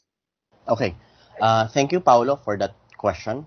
Primarily, Odentes is a training company, and we also adapt and adjusted to this new normal. So coming from a face-to-face training, and now we've transformed to a remote learning or remote training company optimizing Microsoft Teams. So we just follow 4 basic steps. One is we crafted and adapted teaching policies coming from governing bodies of education in the Philippines and overseas that would be our basis in adapting to this new norm. Second is we've participated in education technology forums that could provide us great insights that would help us deliver effective teaching with the use of technology. Third is partner with technology companies that has a support system and a technology playbook that you can follow as an educator that would support you in using communication tools in setting up your own virtual classroom environment. For example, you can sign up to education.microsoft.com or maybe check the technical support like support.office.com, or maybe check some online training resources like Linda Learning. And lastly is that practice what you've got from those learning portals. Engage with your fellow educators, and lastly, optimize those existing technology you have on hand. Thanks, Francis. I completely agree. It basically starts in terms of the mindset shift from being a know-it-all to learn-it-all, in Microsoft terminology. So there are a lot of tools out there. It's more than just simply, sitting in a webinar, understanding it, but the true value will be actually gained when you implement it and use it in your practice. So thank you for sharing those tips for our educators listening in. And we're almost out of time. I think we have one more time for one more question. Perhaps we could ask the expertise of Paul from a tools and technology perspective. Paul, can you cite certain best practices on how schools were able to quickly adjust to the new normal? And in terms of urgency, what can schools actually do now for them to quickly adapt? So, Paul? Yeah, Paolo, without even an IT department or investing a lot in technology, school can utilize their existing software to adapt to this changing environment. In my companies, Raven and Hacktive, and as also part of Microsoft MVP for business apps, we're more prioritizing the standard and built out of the box functions of our tech and building something on top of it. So example for school is like creating a free account using Microsoft Office 365 A1. It's free. Then implementing Teams Classroom, for example, for their digital classroom activities like quizzes, digital quizzes, workplace assessment, attendance, online attendance, and some sort of that. And one good thing also, if they have Microsoft Forms, I mean, it's inside the standard Office 365. They can create an online enrollment for that. Getting these bank receipts from the parents of those students that's that going to be enrolled. And lastly, my encouragement for the professors and teachers and the students as well, and other members of the faculties, is to have this paradigm shift, right? So our mindset should be digital first instead of papers. So we're just eliminating papers. First thing to do, just eliminate papers. And last word is like, let's make an effort to learn democratized digital tools. You can go to Microsoft Learn for more tools and let's say guidelines and videos about the standard technologies or democratized technologies that Microsoft has already.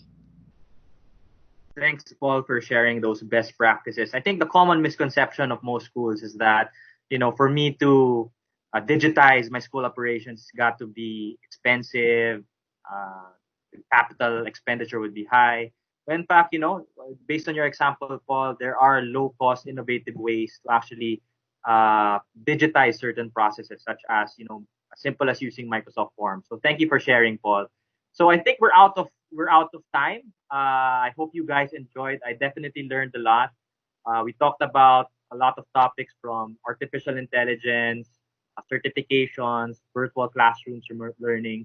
So hopefully you learned a lot. But if in case you do want to learn more, please feel free to send us an email at riseph@microsoft.com, and we could discuss more with your school in terms of how can we help you in your digital transformation plan. So maraming salamat. Thank you, panelists, for joining in the call and sharing your insights. Thank you, and goodbye. Thank you to our distinguished panel and our moderator. for shedding light on the future of education today and beyond. At this juncture, may we request everyone who signed up for the breakout tracks to proceed to your respective track links now. For those who weren't able to register in the track sessions, the links are shown on screen. You may still register to join your preferred track. Here are the breakout tracks for this summit. Track 1, Empowering IT Administrators. This session will discuss how we can rise to the challenge in ensuring that our organizations are running on reliable, safe, and secure systems and infrastructure. Resource speaker is Microsoft APAC Modern Workplace Education Specialist, Lalit Mohan. Track 2, Empowering School Leaders. This session will share best practices on transformation for school leaders and administrators, especially during these unique times. Resource speaker is Microsoft Asia Pacific Principal for K-12 Digital Transformation and Strategy, Aidan McCarthy. Track 3, Empowering Schools through DepEd's OER initiative.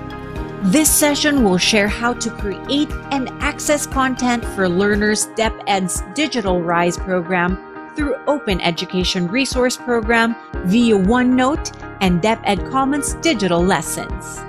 Resource speaker is DepEd Head of Education Technology Unit, DepEd ICTS, Mark Anthony C. Track 4, Empowering Educators. This session will share global best practices and strategies on how to create a better and more accessible learning experience. Resource speaker is Microsoft APAC Education Solutions Specialist, Amit Pawar. Hi guys, so I just came from a meeting and I was just told that I would be leading this fundraising concert for International Students Day. And I have to present the plan to the school board next week. Okay, I'm going to need some help. Let me create a team space and invite my dream team. Sia, she knows all about the budgeting and stuff. Ivan, he knows all the kids from the performing arts group. Aisha, she worked on getting sponsorship last year. And Sam, because he's so cute. Let me lay out all tasks in Planner and kick things off. So, I'm almost done with my event concept and inspiration board. I just need Ivan to do some final tweaks and plug in the repertoire. Budget from Sia? Check. Sponsorship plan? Check. Done! Whew! When you start using Microsoft Teams, teamwork really does become easier. So now I'm heading over to present the plan to the school board. Wish me luck!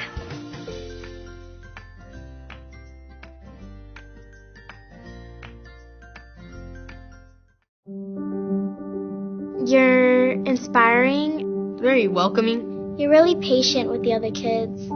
Thank you, teachers, for finding a way to reach every kind of student. You always found a way to make us believe in ourselves and to enjoy learning. You create opportunity, not just for a few, but for all. You do so much with so little. It made me feel proud of myself for the first time accomplishing to read a book. You take the time out of your day to talk to us and ask how we feel. Everyone has challenges. Some are visible and some are not. You always find a way to make each student shine. You've created an environment to activate our potential, and you inspire us to find our own voice. Being in your classroom feels like a second home to me. Thank you. Thank you. Thank you. You're a great teacher, Miss Sines. Inclusion is at the heart of everything we do. When passion for education translates into success for every student, learning knows no limits. Thank you for everything.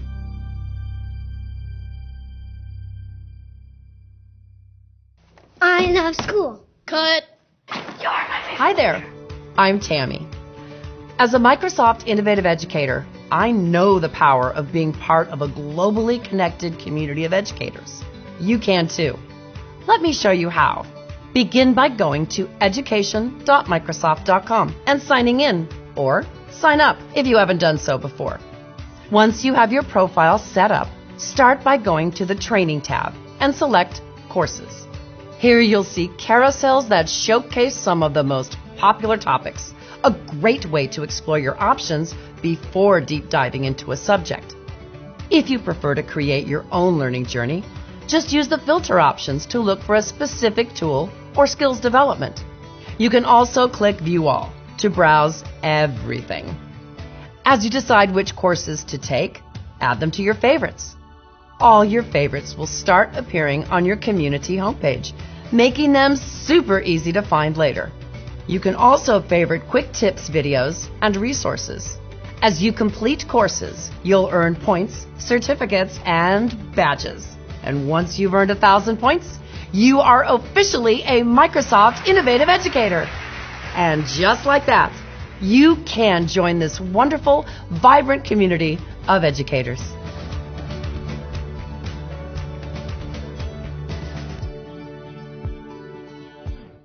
So you could clap and the TV will turn on, or you can scratch your ear and the volume will go up. Or you could just have the watch and it could open up a hologram of your teacher and she would teach you from her house. Classrooms all over the world in the same year group were connected. So when analysing a piece of literature or something, you'd have ideas from people all over the country. Could have like this teleporting like pad in your room. You stand on it and then it asks you where you want to go, and then you teleport and then you just appear out of thin air. There'll be VR, but you might not actually need the headsets. I mean, students could examine like fossils in the desert in Arizona and then 10 minutes later be playing with penguins in Antarctica. Flying things coming to your house, delivering it and flying back to its base.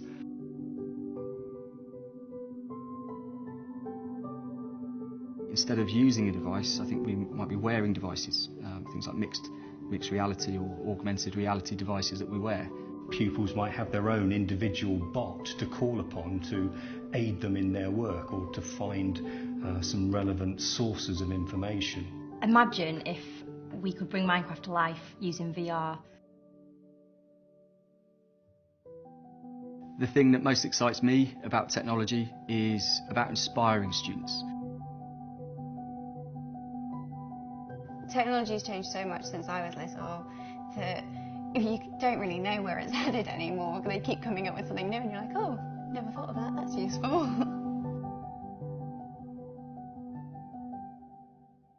Well, hello, Mrs. Morgan. Remember how hard it was to get your students' attention?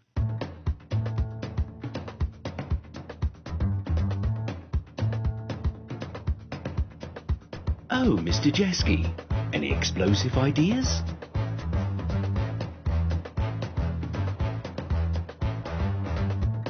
And you, Mr. Fisher, the world keeps turning, right?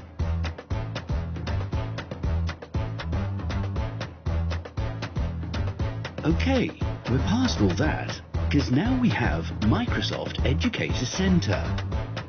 Trainings, courses, webinars, programs, badges, points, certificates.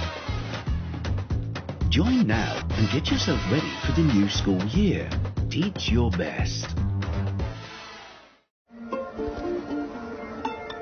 We are all teachers. And we are all learners. We each learn in our own way. We are designing an acid rain shield for Taj Mahal. We are working on the science and archaeology behind Pompeii. We are working on how we can save water, and it was really cool. We are surgeons and climate scientists. We are architects and artists. We are anything and everything we want to be. I want to be an engineer and a poet. I want to be a lawyer to help other people see reality. We all have our own challenges. Math is sometimes hard for me. I'm really bad at writing. Programs are challenging for me, but we find ways to make them opportunities. So we can see and understand and come together to solve problems. Then it would come down this way, go through the filter, then it would come into the rain catcher. In school and in the world. I want to help people by breaking stereotypes, showing people that we all stand together. I would probably try and help people who aren't really confident in themselves. I want to see the world turn into a better place for everyone. We're not waiting for tomorrow. Because we're creating a future today.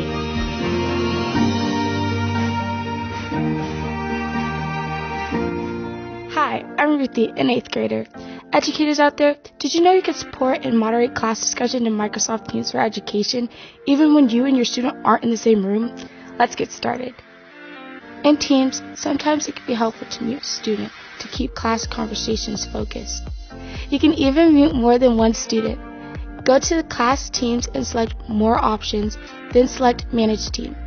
Scroll down and check the boxes of students you would like to mute. Now you're all set to continue the conversation. Are you hosting a class in meetings? You have a few options. Find the meeting in calendar and select Meeting Options. Use the drop-down menu for who can present to select a new presenter. You can also click Show Participants in the meeting controls to see a list of the people in the meeting. Hover over the name of the person whose role you want to change and click More Options. From there, make a selection. You can also mute them or remove them from the meeting if needed. You can even set these roles before the meeting. Now you can assure that all class discussions are focused. What are you waiting for? Get started now!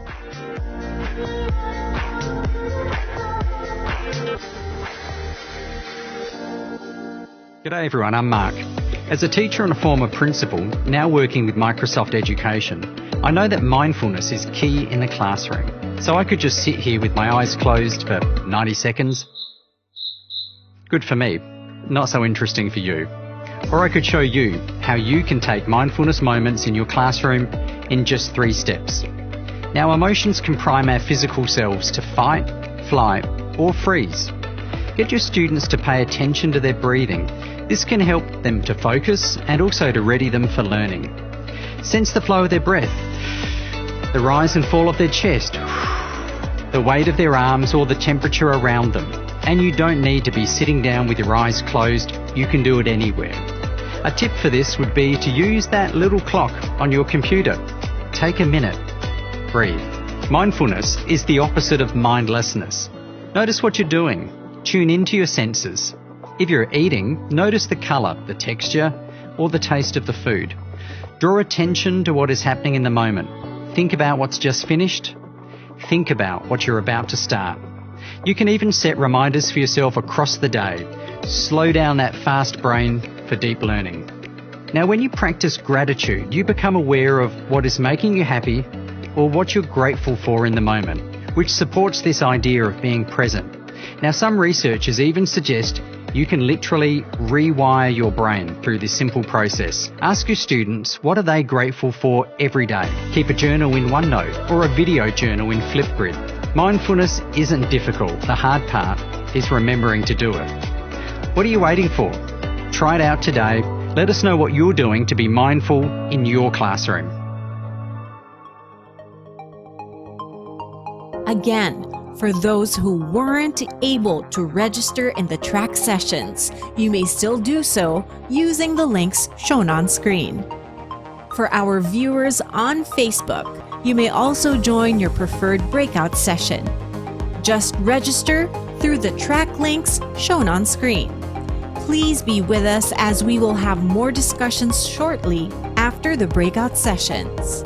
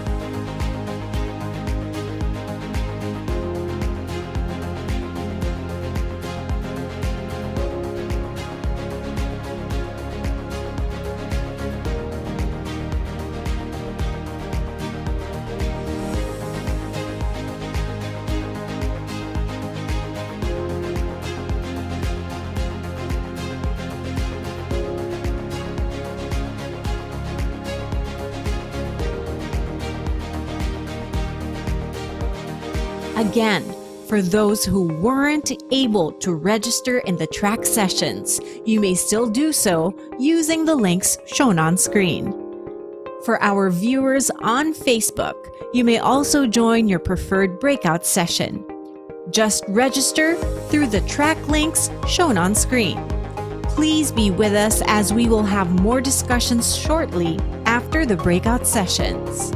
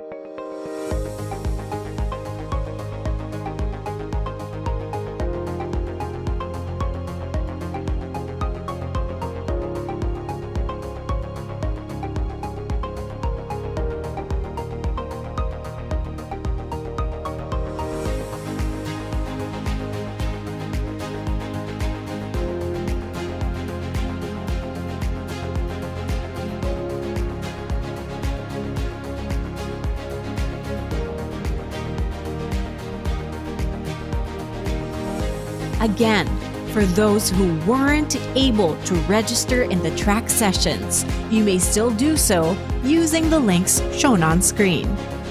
For our viewers on Facebook, you may also join your preferred breakout session.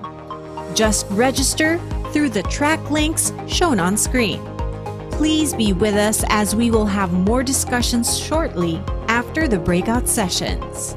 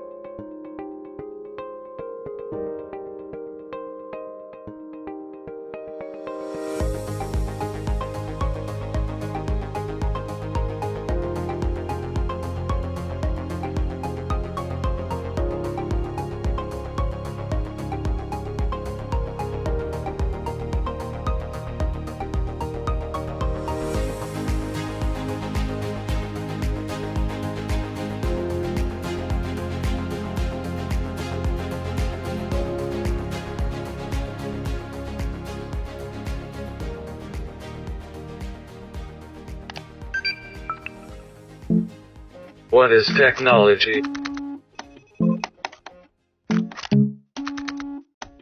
What can it do? When I lost my eyesight, I thought that my painting days were over. How far can we go? By using your hands, you can actually control your X-ray. Technology has the power to unite us. Hang on, honey. Hang on. There he is. You see him? I can see him. It inspires us. Technology has taken us places we've only dreamed. Now I can do whatever I want. It gives hope to the hopeless. Your device is on. Can you hear me talking? And it has given voice to the voiceless.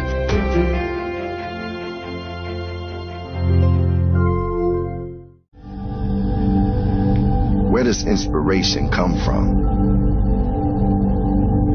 Where does innovation begin? Where does the future really start?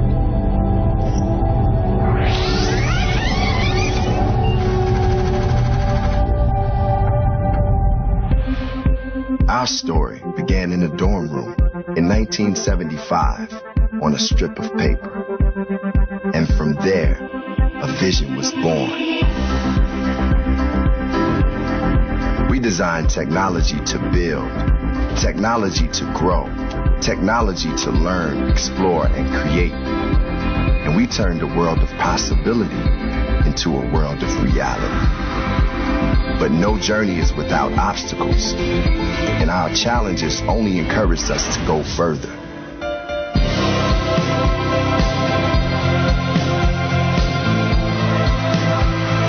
This is a new chapter with new frontiers, new possibilities, new obstacles,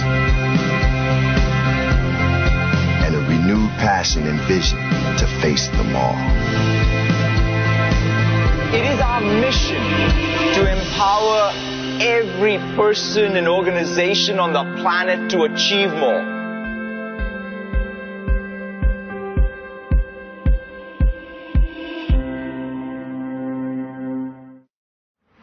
Azure, Kubernetes, Power BI, Xamarin. How does a developer, IT admin, analyst, or solution architect keep up with all the latest technologies? Microsoft Learn can keep you one step ahead. First off, it's free. Yep, really free. All courses on Microsoft Learn are always available at no cost to you. It offers many courses, more than 400 plus and growing, around a wide variety of topics including Azure, artificial intelligence, business applications, modern workplace, and Windows development. These courses offer a clear, concise, friendly, and interactive way to pick up new skills. You can complete most of them in 15 to 60 minutes. All have been translated into a variety of common languages. Learning is interactive. The sandbox environment uses real Azure. You are working with real resources in exactly the same manner as you would with your own subscription. When possible, you can choose your preferred platform to learn on. Want to fill in the big picture? Learning paths guide you through a series of logically connected modules. You can work along the path, gaining experience points and badges to mark your progress. Want to browse through Microsoft Learn to see what it offers? Head to aka.ms/learn and check out your opportunities. We've created a platform to help you learn at the pace of change.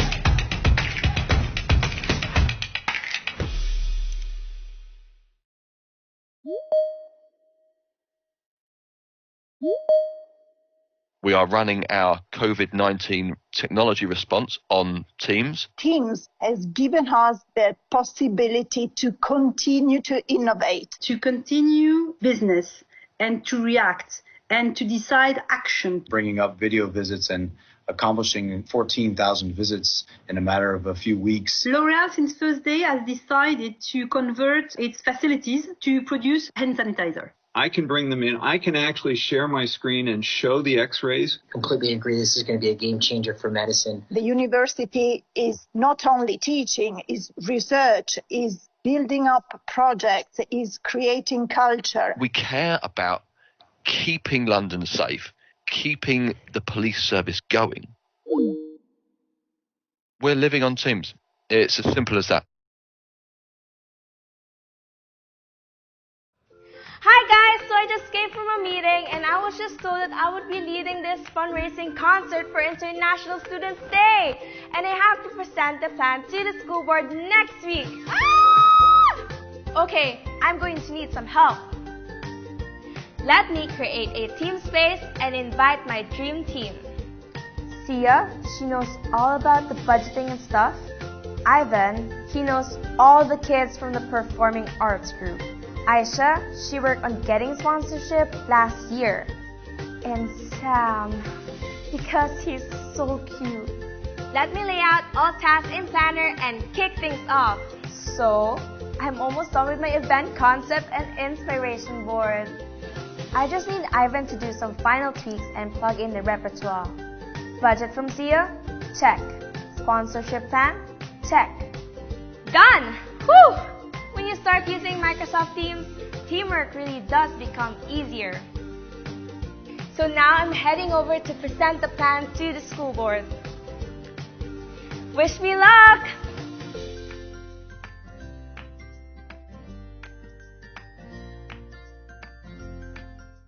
So you could clap and the TV will turn on, or you can scratch your ear and the volume will go up. You could just have the watch and it could open up a hologram of your teacher and she would teach you from her house. Classrooms all over the world in the same year group were connected.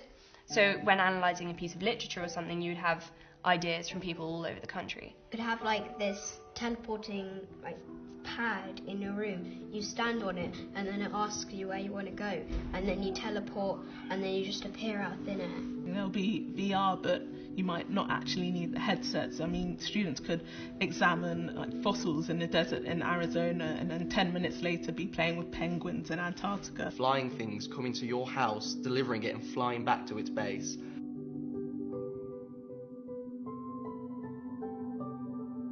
Instead of using a device, I think we might be wearing devices, things like mixed reality or augmented reality devices that we wear. Pupils might have their own individual bot to call upon to aid them in their work or to find some relevant sources of information. Imagine if we could bring Minecraft to life using VR. The thing that most excites me about technology is about inspiring students. Technology has changed so much since I was little that you don't really know where it's headed anymore. They keep coming up with something new and you're like, oh, never thought of that, that's useful.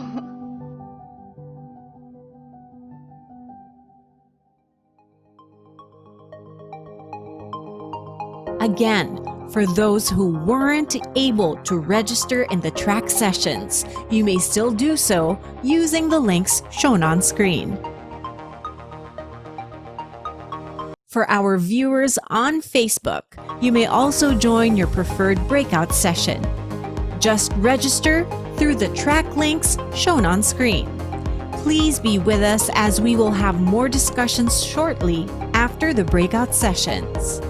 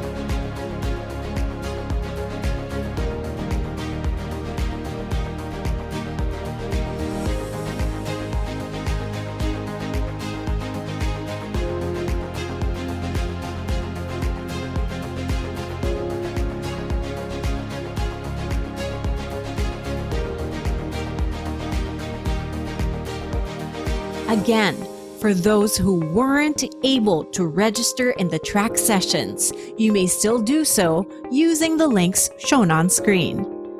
For our viewers on Facebook, you may also join your preferred breakout session. Just register through the track links shown on screen. Please be with us as we will have more discussions shortly after the breakout sessions.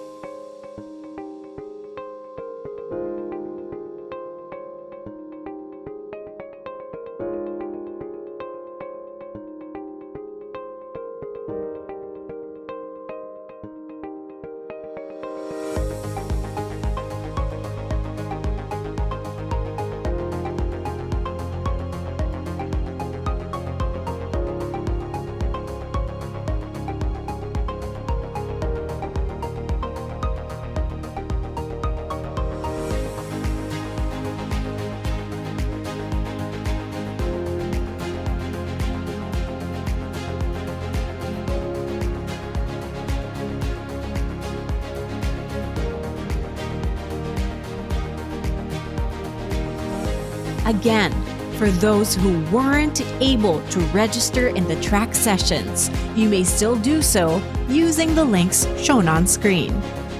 For our viewers on Facebook, you may also join your preferred breakout session. Just register through the track links shown on screen.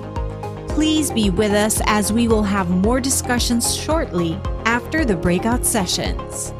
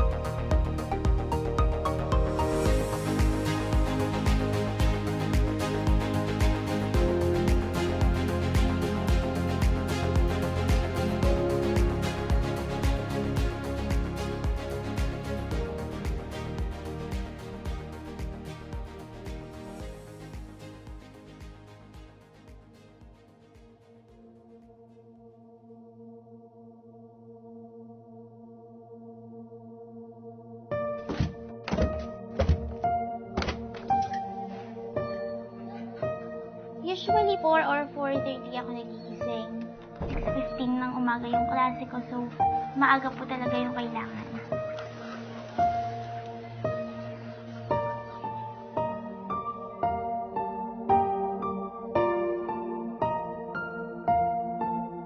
Ang cause po ng blindness ko is ROP, retinopathy of prematurity. Hindi po na-develop ng maayos yung baga ko, so kinailangan ko lagyan ng ventilator. Tapos naka-apekto raw po yung oxygen sa retina ng mata ko, kaya po nagkaganon. Incoming grade 9 na po ako sa pasukan.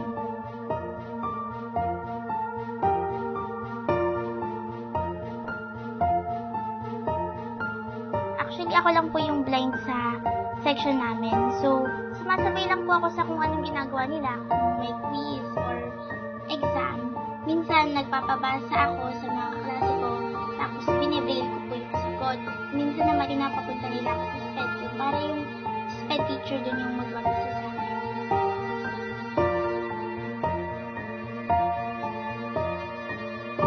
Gusto ko pong makasabay sa technology na yun. Lalo na po, ang computer, malaki po yung natutulong na sa aming mga visually impaired. Mas marami po akong magagawa kung alam ko pong mag-computer at pwede ko rin po itong maging trabaho in the near future.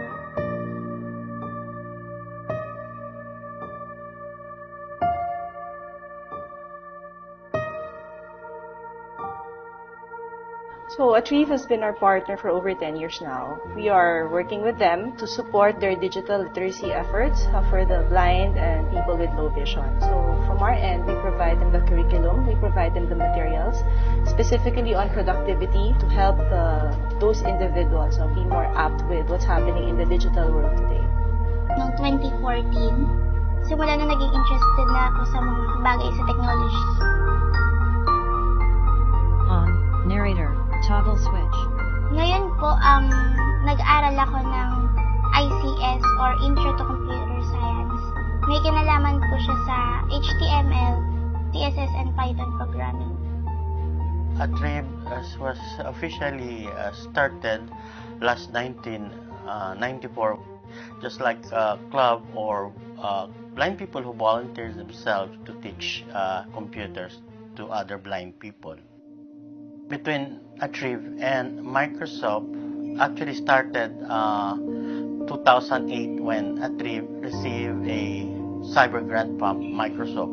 But there was a bigger partnership which was entered into last 2016 to run the project and some donations for hardwares and softwares.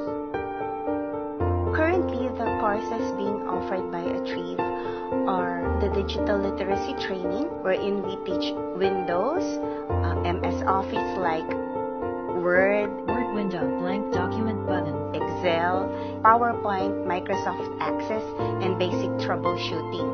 And then, the other part is what we call the soft skills, wherein we teach blind people personality development, self-affirmation, and presentation and platform skills workshop. When we see potential in them, we give them the opportunity to be trainers so that they can then pay forward by teaching others. Ako po si Mark Brian Duñego, 24 years old, ipinanganak na low vision. Graduate ako ng Bachelor of Science in Psychology. Malaking bagay po sa akin ang pagtulong lalo-lalo ng Microsoft dahil binigyan nila ako ng bagong opportunity, bagong kabanata sa aking buhay kung saan nagkaroon ako ng trabaho dito bilang instructor, nagtuturo ng mga kapwa ko visually impaired, nagte-training sa mga training na natapos ko na dito at naipasa ko na. Pinanganak akong sighted as in wala talagang walang problema sa paningin. Dati akong seaman at isang licensed marine engineer. And sa ngayon, yung paningin ko ay labong-malabo na. Maraming bagay yung nagbago sa mga kakilala ko. Nahiya ako magpakita. Pero sa tulong rin ng mga kapatid ko, ng pamilya ko, lalo nung nakapag-aral ako, yung isip ko na mas may marami pang opportunity na makukuha. That's what we are doing in the future, making sure that we provide them the right support, we provide them the right tools, we give them the grants if needed, we help the educators use these tools better and properly to make sure that when they are teaching their students in the classroom, these technologies are actually maximized and put to proper use. Actually, gusto ko pa pong mas i-improve yung mga nalaman ko at malalaman ko. Yung mga may kinalaman sa softwares, yung makakagawa ko ng sarili kong software, parts ng computer or other devices. Ako po yung tipo ng tao na positive lang or happy, just go with the flow. Hindi ko po iniisip kung na parang may kulang.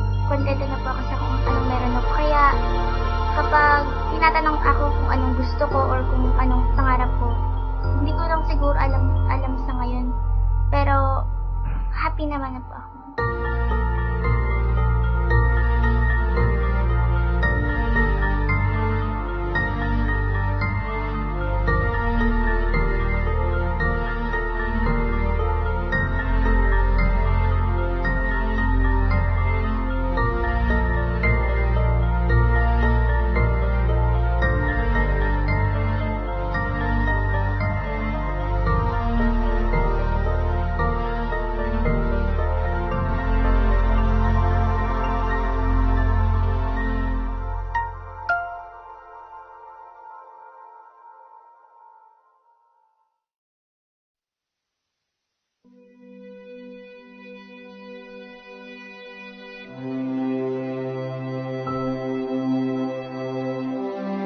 Panatang makabayan, iniibig ko ang Pilipinas, aking lupang sinilangan. Tahanan ng aking lahi, kinukupkup ako at tinutulungang maging malakas, masipag at barangal. Dahil mahal ko ang Pilipinas, dinigin ko ang payo ng aking magulang. Susundin ko ang tuntunin ng paaralan. I'm Michael Morelia, Master Teacher 1 of Pinagbuhatan High School. I'm teaching Aralin Panlipunan subjects like Philippine history, Asian history, world history, economics, and contemporary issues. Currently, nakapag-train na ako ng almost 1,000 teachers concerning Microsoft productivity tools like Sway, OneNote, Office tricks in Word, PowerPoint, and Excel. Ang challenge ngayon sa akin, paano ko ituturo sa bata yung mga natutunan ko sa Microsoft. Since ambassadors kami and innovator expert, lahat ng bago kay Microsoft, itinuturo sa mga ambassadors. And then we apply it sa classroom namin para makita namin yung mga dapat i-improve sa technology. Ang problem, ang mga bata, wala naman silang device, wala silang magagamit. Second, walang internet connection. So what we did na lang sa class namin, we have what we call a virtual classroom. Wherein, yung mga productivity tools na tinuturo like the OneNote, the Sway, the Skype, etc. Nagbibigay ako ng task sa mga bata and then they do it at home o kaya naman sa internet cafe. As a student po, napakalaki pong tulong ng Microsoft Sway po sa amin, especially po sa paggawa ng presentations and reports. Sway allows us to collaborate and work on the same presentation at the same time. Ginamit po namin yung OneNote namin as a storing device po namin for our reports, sways, and presentations. Hindi na po kami gumagamit mga flash drives to store yung mga datas and nare-receive po namin agad yung feedback ni Sir Morelia pag may internet access po anytime, anywhere. Yung mga bata, they were called themselves as millennial. So yung language nila is technology na. So since nasa digital world na sila, so kailangan matutunan din nila yung mga dapat at hindi dapat gawin ng isang digital citizen. Tinuturoan yung mga students to improve their computational thinking and critical thinking. Pag-iisip bago mag-click or mag-post sa social media or sa internet. Yung digital citizenship, it is a norms on appropriate use of technology. Dito, itinuturo ano yung mga dapat at hindi dapat gawin at kung paano natin mapoprotektahan mismo yung sarili natin. Kahit pa paano nakakatulong siya para maituwid yung value ng bata. Mahalagang ma-develop sa bata yung integrity kasi sila yung magmamana ng bansa natin. Ako po si Rob Andre R. Arnado na nangangarap na maging isang electrical engineer. Ako po si Colleen Michelle Mahia at ang pangarap ko po is maging psychologist. Ako po si Danica Prado. Pangarap ko po ay maging isang pediatrician. Tutuparin ko ang mga tungkulin ng isang mamamayang makabayan, naglilingkod, nag-aaral at nagdarasal ng buong katapatan.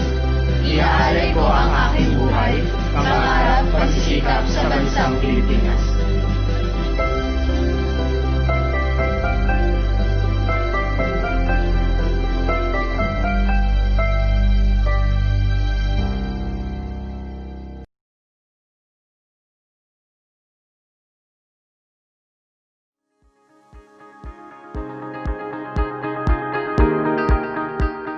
Welcome back to our plenary session. Our next lineup of speakers will put a spotlight on their school's best practices in their effort to continuously support the professional development of teachers, to maintain a safe and secure infrastructure, and other guidelines on distance learning. Let's start off with Xavier University, Ateneo de Cagayan Junior High School's remote summer school program and its impact to learners.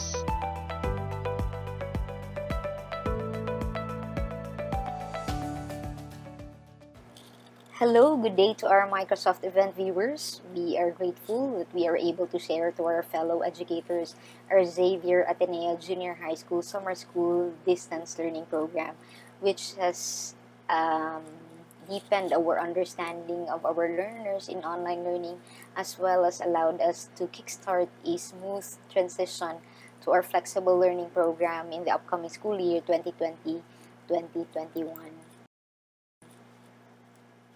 As COVID-19 virus continued to spread and impact school activity through school closure last March, we were already about to do our final deliberations to end the school year.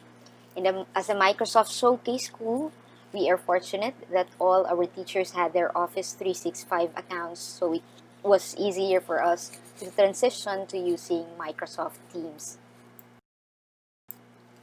Upon deliberation, we saw the need for a remediation. That is, there should be an intervention such that the students will be able to master the learning competencies given for a given year level and move to the next level. But at the same time, you want to know what are the necessary steps in doing distance learning for the upcoming school years. So we had questions like, how do we efficiently set up Microsoft Teams for our students, parents, and subject teachers? What tools should be used when, and what remote netiquette should be in place in a distance learning program? So in all of these, we want to know how we do admin setup, what policy should be in place, and then what technical support is needed, to teacher preparation, and down to learner engagement. So these are things that we want to learn from our distance learning program. There were 3 learning opportunities that we saw from the program. First is, of course, we wanted to know how much content is really taught in a week. Given that the situation is not normal, no? We had to do a lot of check-ins for the students for the social, emotional learning, and mental health. The second one is not just to know what works, but what works best in an online learning. And the third one is, of course, we want to know how can we use these Microsoft tools to develop student agency, that is from mere compliance to engagement and hopefully to empowerment, such that the use of the tools is really meaningful for the students. So here is Sir Michael Dave Tan to continue to share how we did the setup for the parents and the students. Thank you, Ms. Leah. Hi, my name is Dave, Instructional Technology Specialist of Xavier Ateneo Junior High School. It was seamless for our summer school teachers to teach online, since faculty and staff were already familiar in using Microsoft Teams.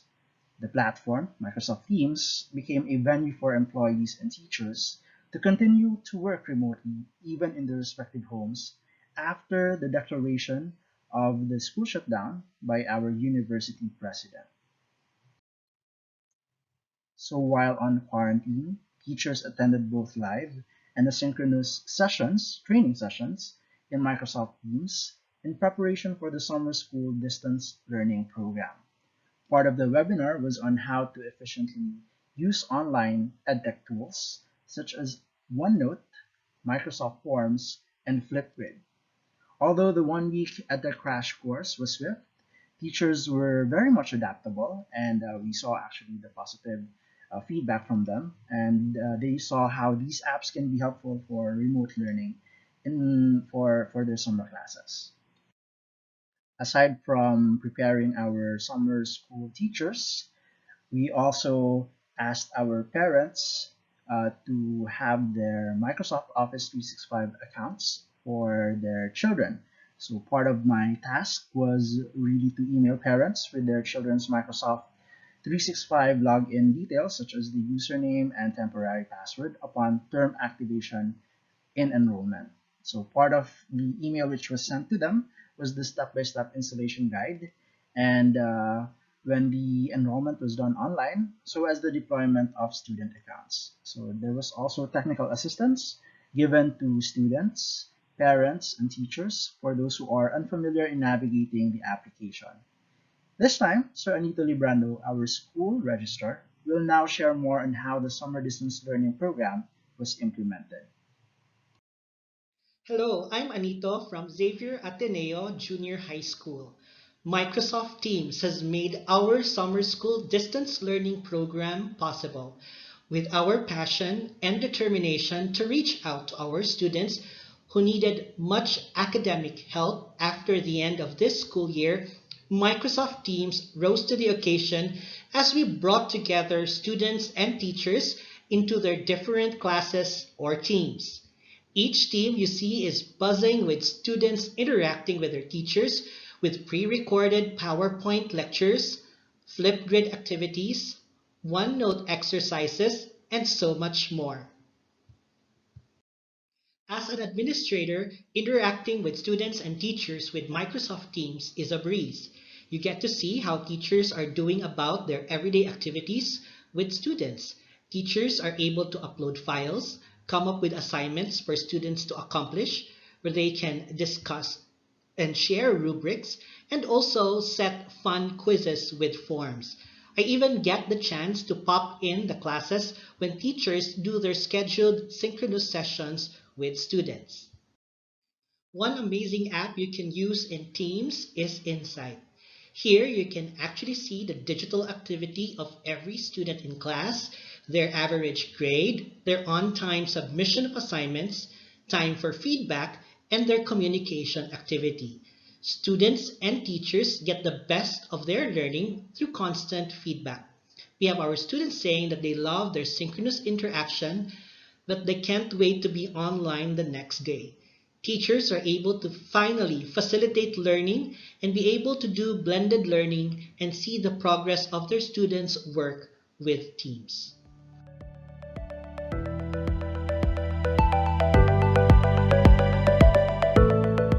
Next is Asia Pacific College Business Continuity Measures Beyond COVID-19.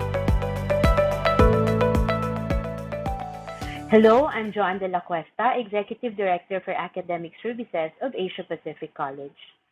Today, I would like to share with you APC's Education Resiliency Model, our business continuity measures beyond COVID-19. The challenges brought about by the COVID-19 enhanced community quarantine did not stop APC leadership and management from establishing business continuity action plans since day one back in March. APC put into practice several initiatives that I'm happy to share with you today. APC remains steadfast in fulfilling its promise of education to its students and their parents.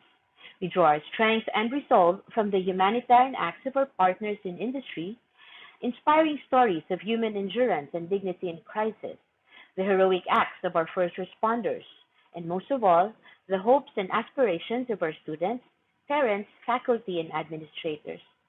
We are adamant about cushioning the tremendous disruption and anxiety that is already overwhelming students, parents, and the rest of our community. For now, we have relaxed traditional educational protocols and procedures, decreasing stressors in accomplishing schoolwork, and most of all, totally removing the anxiety of going to school and being away from the safety of home. These measures may be temporary or they may be the beginnings of a new norm in providing education. Our education resiliency model aims to ensure rapid response to our stakeholders, the adoption of an alternative education delivery method, and continuing process improvement. We have initiated a communication system to enable us to immediately inform and appease our stakeholders of leadership control over this unprecedented situation, reducing anxiety and instilling a sense of optimism among stakeholders. Given this unprecedented situation, APC planned for alternative means to deliver education. This meant executing agile instructional delivery models that will prevail in good times and in bad. APC faculty are now being trained to harness the power of flexible learning for strategic methods like laboratory work, real projects, and enhanced apprenticeship and internship with industry partners. To enable this alternative education delivery models meant the creative use of different IT tools for communication and administration. APC established new work and productivity norms outside of APC and developed a business recovery plan that includes sustaining market presence.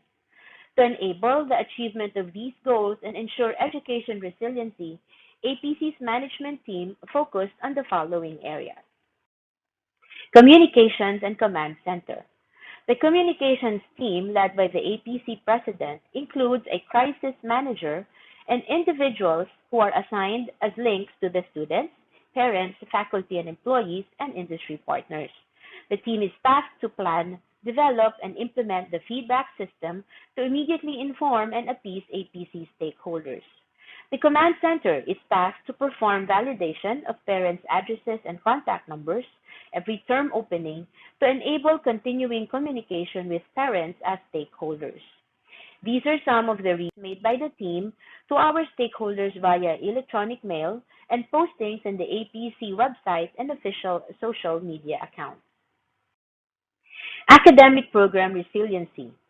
APC follows a trimester calendar, and the third term was on its fifth week when classes were suspended because of the community quarantine. We resumed the third term on May 2 on home study or flexible learning mode using course packs. APC defines home study as the students studying and complying with the requirements of their courses, facilitated by their teachers in the safety of their homes. Facilitation by the teachers may be conducted both synchronously and asynchronously. To enable home study, APC faculty develop course packs, or the collection of references, activities, assignments, and assessments for a specific course to be able to achieve the expected learning outputs. The course packs are uploaded in MS Teams, which the students can access at any time. Although, APC has also made the contents available to students with limited resources or internet connectivity by sending the electronic files stored in OTG USB devices or as printed documents. By institutionalizing course packs, APC can implement this innovative educational delivery system, which also creates an opportunity for us to expand our audience, since teaching and learning is not confined to a physical classroom. To measure the effectiveness of the course packs, faculty and students were requested to provide feedback on the overall learning experience through a survey deployed using MS Forms. APC defined its work-from-home standards for full-time faculty and staff, wherein full-time faculty were tasked to develop their course packs, continue engagement with students via all channels, and undertake personal development programs. Additionally, in preparation for the lifting of the community quarantine, APC also defined its return-to-work protocols, which included information on who will be reporting for work, how the APC building was prepared for the return of the workforce and ensuring that it remains COVID-19 free, the sanitation procedures, and how to use the facilities. Since early March, when classes were suspended because of the community quarantine, APC's building maintenance office has been hard at work in cleaning and disinfecting all the classrooms, laboratories, and offices. In preparation for the return of the APC administrators, faculty, and staff, the building entry protocol was defined, which included the construction and installation of sanitation walkways in all entrances of the building. The sanitation walkway is comprised of several sinks for washing of hands and bag hangers to facilitate the disinfection of an employee's belongings. To also enable APC's goal of rapid response to its stakeholders, APC also needed to maintain visibility. Social media became APC's primary marketing medium to deliver news about APC's faculty and students. These are just some among the new normal that we have already put in place since the middle of the third term of academic year 2019-2020. We are monitoring our practice for continuous business development. Lastly, we also need to be good and responsible citizens. To quote one of our students who led the team that manufactured the face shields and ear savers, in times like these, it is important that we realize that the greater good of the country, by helping in small and simple ways such as this one, generates a ripple effect of bayanihan among every Filipino and people of different races alike. The face shields and ear savers were donated to Barangay Magallanes, for whom APC also provided its facilities to serve as a logistics support center. Likewise, APC provided support for the barracks of the PNP personnel manning the checkpoint in SLEX. These measures are but a reflection of APC's dedication and enthusiasm to produce the highest standards of performance in our students with the core values of integrity, innovation, and industry at heart. This is our paramount promise, commitment, and contribution to society, business, and industry today and tomorrow. We are RAMS, agile and resilient in times of adversity. Thank you.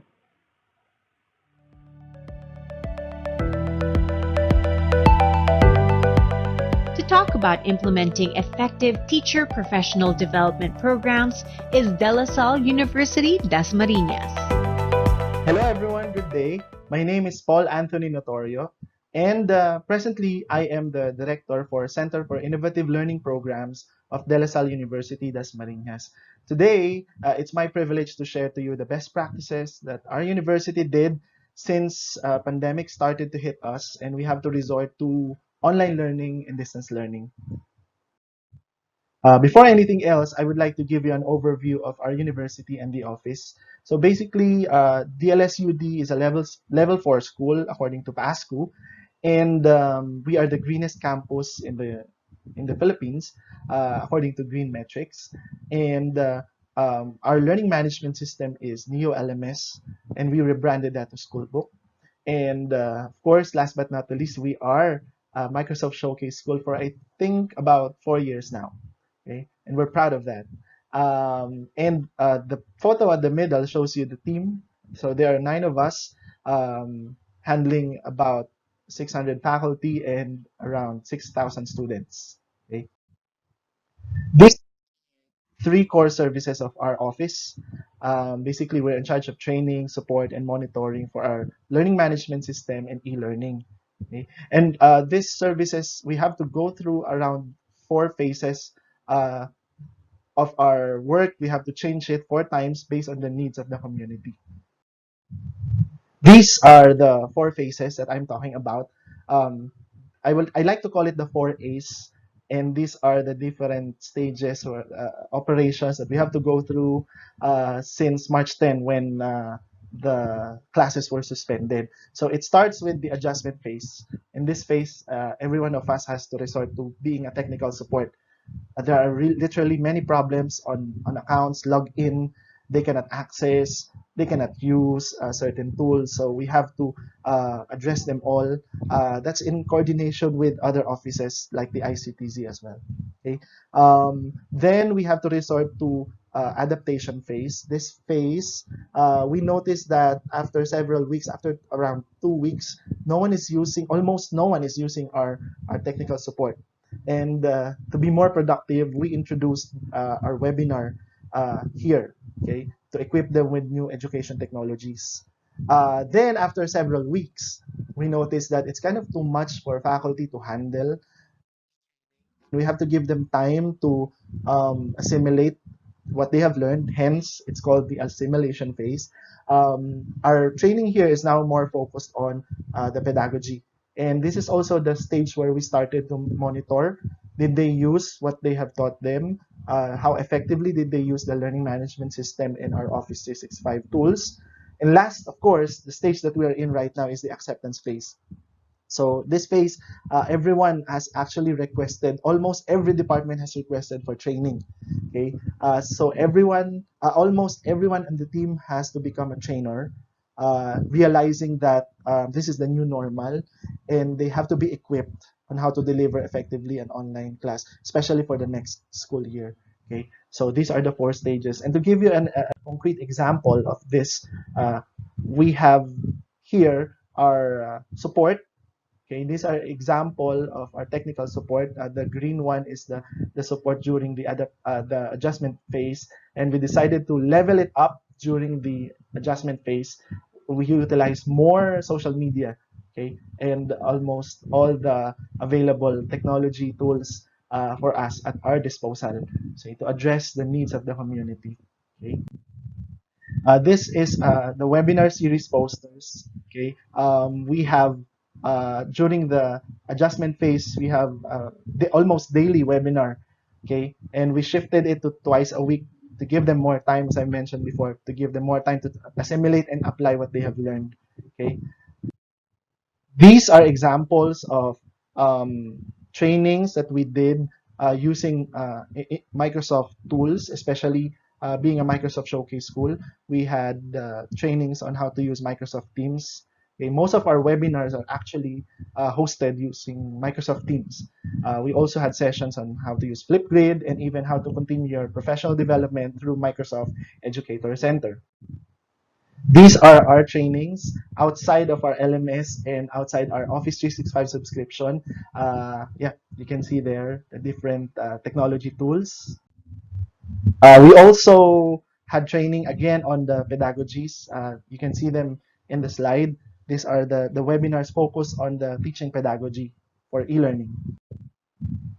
We have to also consider holistic training for faculty. That's why we have training. We have webinars for to address the physical side of the self, the psycho-emotional side of the self, and even the spiritual side. Being a Lasallian and Catholic school, this is really very important.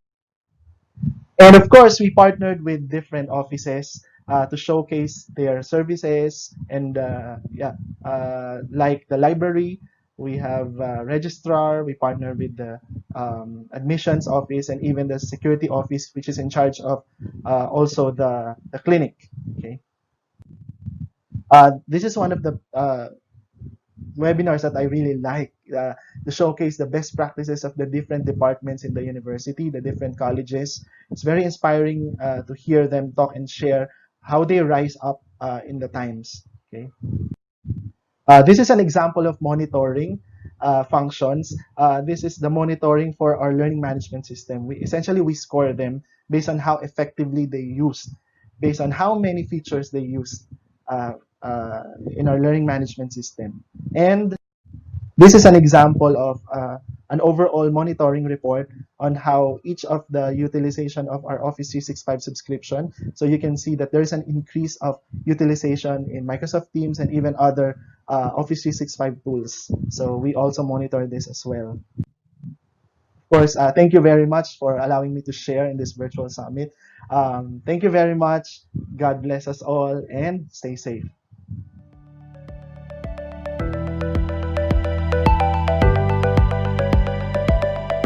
DepEd Region 8 will now share implementing a division-wide sustainable capacity building program to support learners. Good day everyone, my name is Ronaldi Boholano, the Division IT Officer of DepEd Division of Leyte. DepEd Division of Leyte is conducting learning and development activities in information and communications technology and how it relates to teaching and learning and education governance since 2012 up to the present. We are doing the said program and have called it in different names with different people, but with a common reason of doing so. UNESCO in 2014 have declared that the quality of teachers or the quality of the education system is only as good as the quality of its teachers. Thus, supporting our teachers and helping them out to learn new things to make their daily tasks easier, more productive, more creative, more collaborative, and more participative through the use of information and communications technology tools and skills. In our learning and development activities, we adopted a hybrid approach. We have this multimodal and multi-level approach anchored on the needs of our employees based on our competency standards and emerging technologies for the current and future industries. Let me mention the factors in which I believe facilitated the effectiveness and sustainability of our learning and development programs in ICT. First in the list is what I call the median line of education leaders.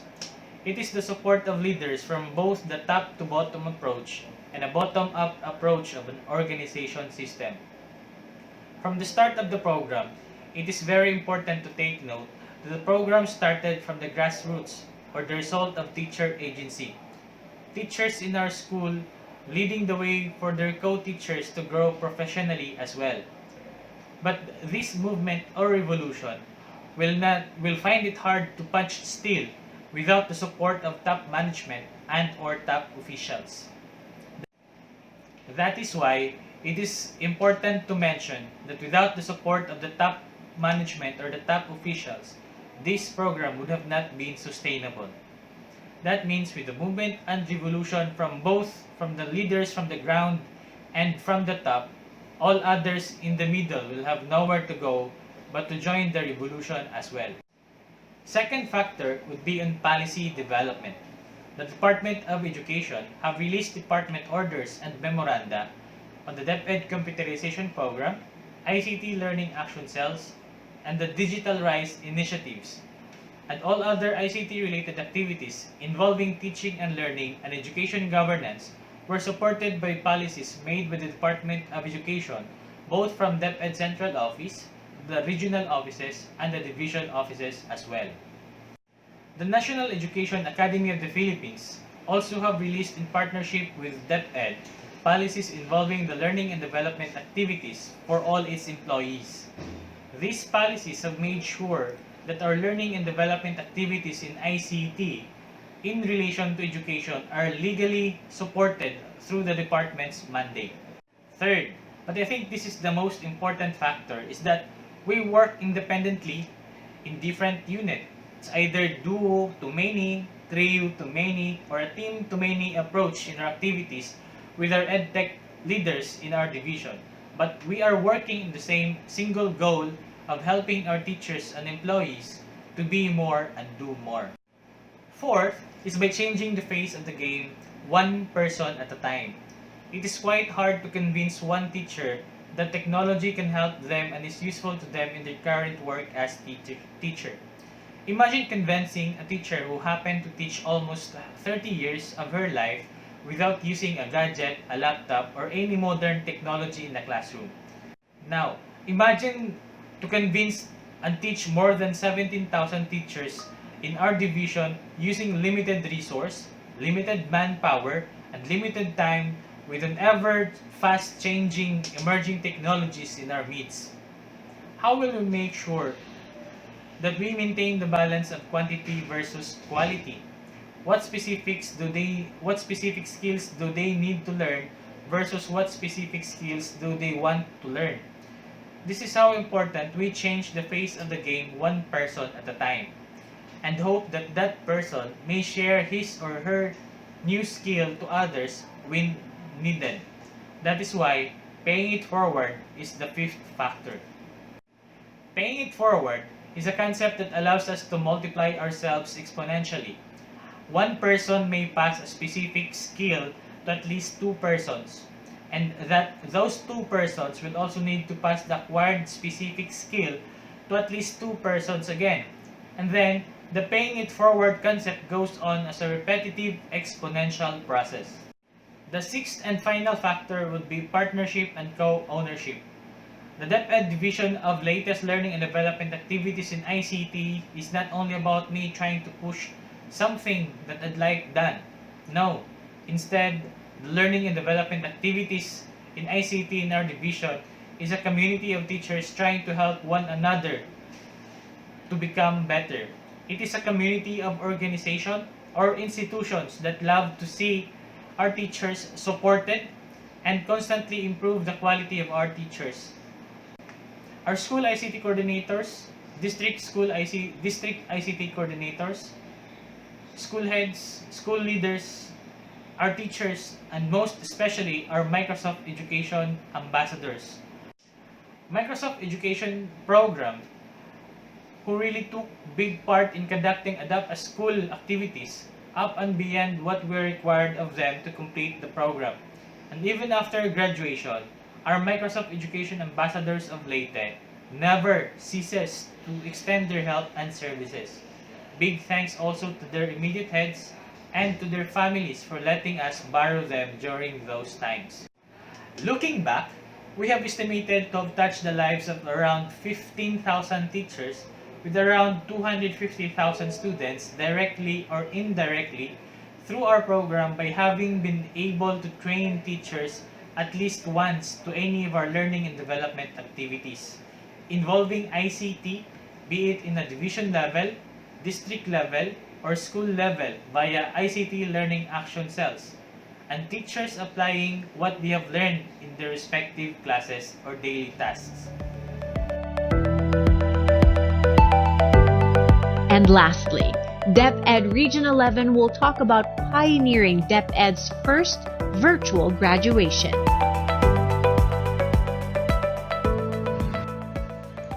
Good day, everyone. The Department of Education, Regional Office 11, Davao Region, is happy to share with you one of our best practices in this COVID-19 pandemic. As you all know, DepEd Regional Office 11, in line with the framework of Sulong Educalidad, is always proactive in instituting programs, activities, and projects that ensure success of the learners. As the entire country has been under the state of public health emergency by virtue of Presidential Proclamation 922, all activities, including the graduation rites, were suspended. This situation had challenged us to be more creative in the way we do things. Consequently, we have these virtual graduation ceremonies as a gift of experience to our graduates, as we want them to feel that graduation event can still proceed in the new normal. Why VGC? As we all know, graduation is so significant to any individual. Aside from the fact that it legitimizes transition from one academic level to the next, it is a life-changing experience of accentuating the achievements and receiving the hard-earned diploma. In this time of the pandemic, it will have a huge impact on the lives of the graduates as they celebrate it with their families at home and virtually with their friends and loved ones. So, with the intention of bringing hope and normalcy on the lives of our learners, DepEd Region 11 have thought of holding series of virtual graduation ceremonies. How did we do it? Well, a team in the regional office was created to manage from planning up to the realization of the said project. The BGC project was submitted to the management of the Microsoft Philippines for support and technological assistance, especially the live streaming of the event. On April 17, 2020, Microsoft Philippines accepted the project proposal. Then, a series of online meetings was conducted with the Regional Office 11 team. On April 19, 2020, Regional Office 11 wrote the Office of Honorable Secretary Leonor Magtolis Briones for approval of the conduct of the BGC.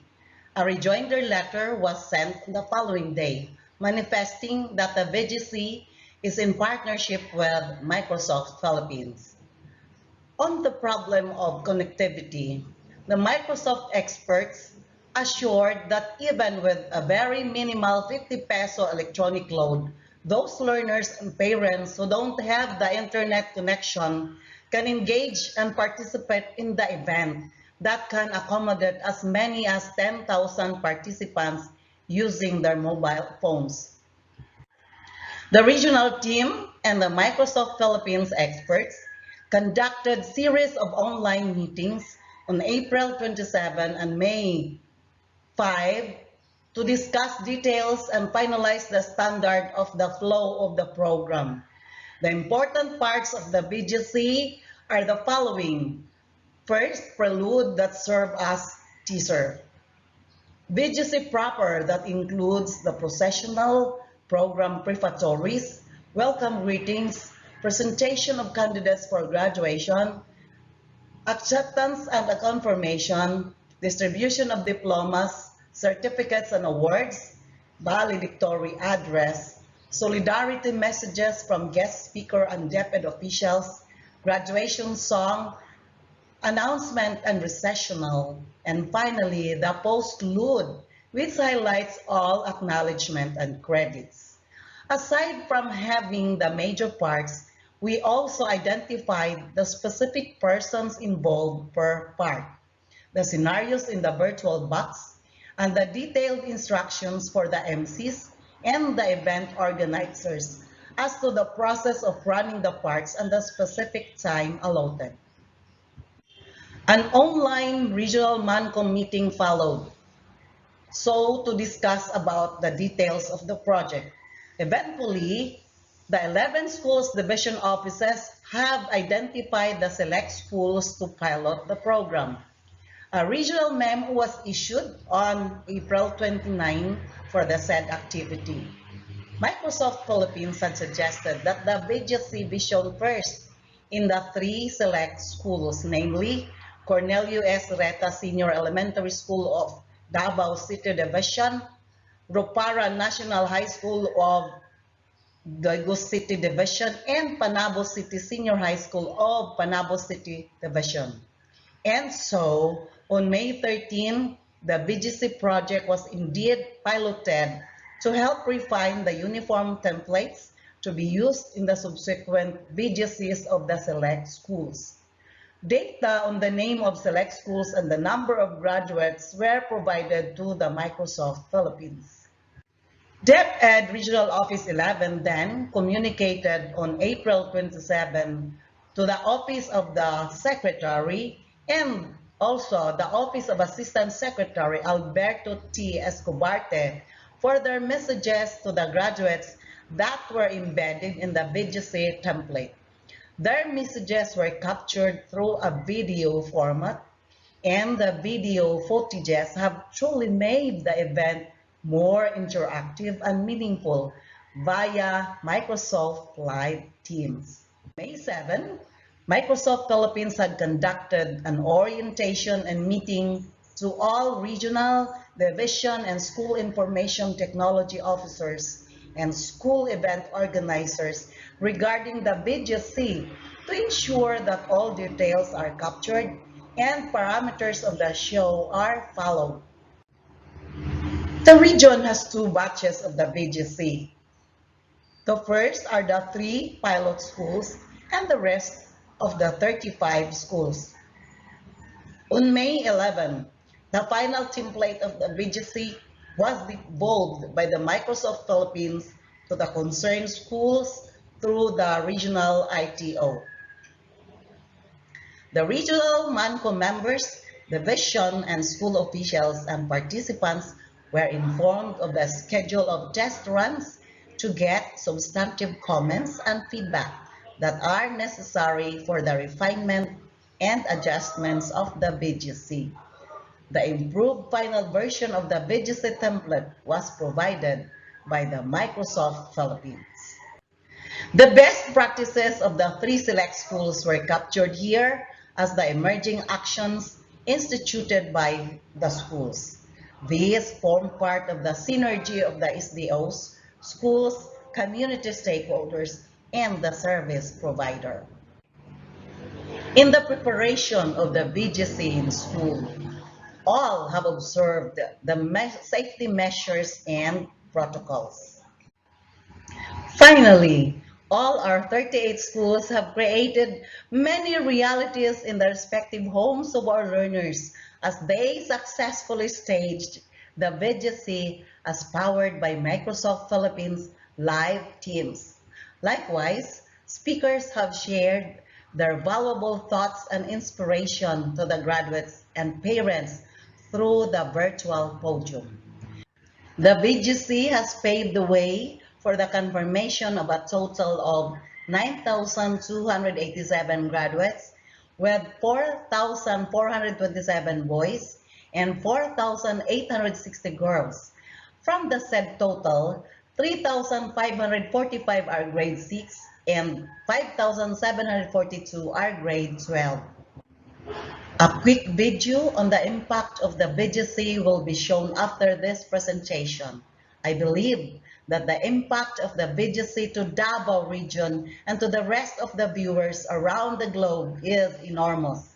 The scenarios being featured are considered model of a rare, real event and displayed an intimate experience. Again, at Region 11, Davao region, we don't just deliver inputs or products, we deliver experience. And we thank the Microsoft Philippines for bringing the VGC as our wonderful gift of experience to the learners. With this one of a lifetime achievement, Davao region says, to God be the glory.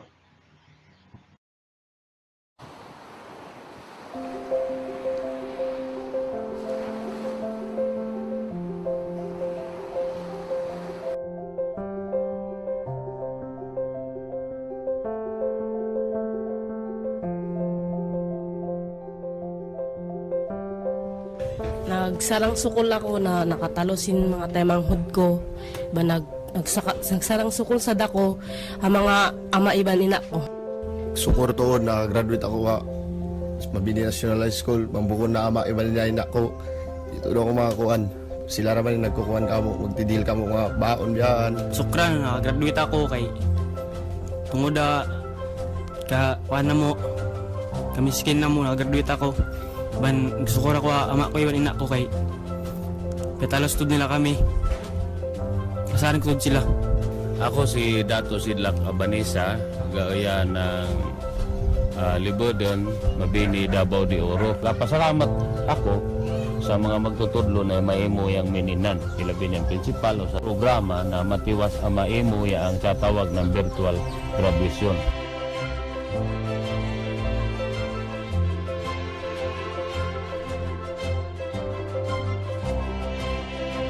And as a student, I am simply proud of what our school has become, of what I've become as an individual, of what my friends and classmates have become all throughout the 6 years of high school.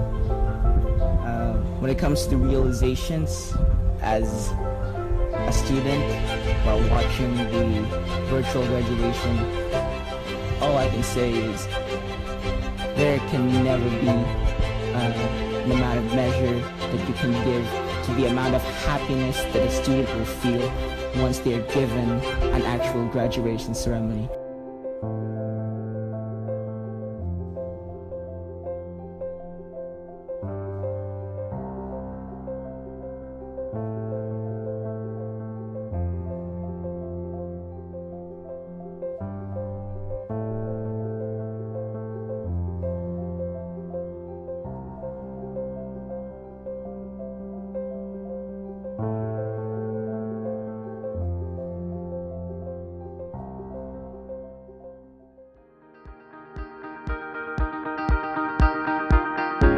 Thank you very much to our speakers for sharing your institution's commendable practices that are worth emulating. To officially close this virtual summit is Microsoft Philippines Public Sector Director, Joanna Rodriguez.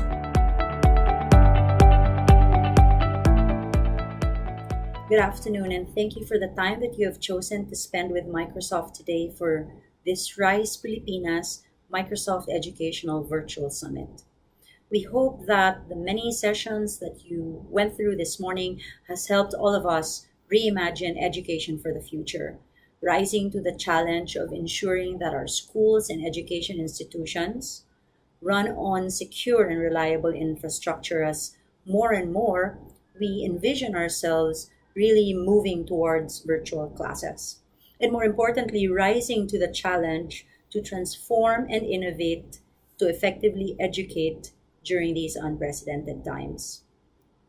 We are literally seeing an IT revolution in real time. Microsoft CEO Satya Nadella could not have put it more aptly. The world is seeing 2 years worth of digital transformation in a span of 2 months. And our experience in the Philippines is actually no different than the rest of the world. As public sector director, working with a team dealing with government, healthcare, public safety and national security, and more importantly, education, we have not only been witness, but also a key participant and willing partner to government agencies as they embrace technology to keep institutions open and functioning during the lockdown. The role of Microsoft is somewhat that of a digital first responder. And during these extraordinary times, technology has had to play an extraordinary role as well. Working with the Philippine National Police, for example, real-time data collection and monitoring of deployed police personnel to the quarantine control checkpoints was powered by Microsoft Teams and Office 365 apps. And this supported the PNP in collecting and consolidating required data and provided rich reporting and dashboarding with multi-layered maps of where PNP personnel were deployed, and this needed to be monitored by the PNP Command Center.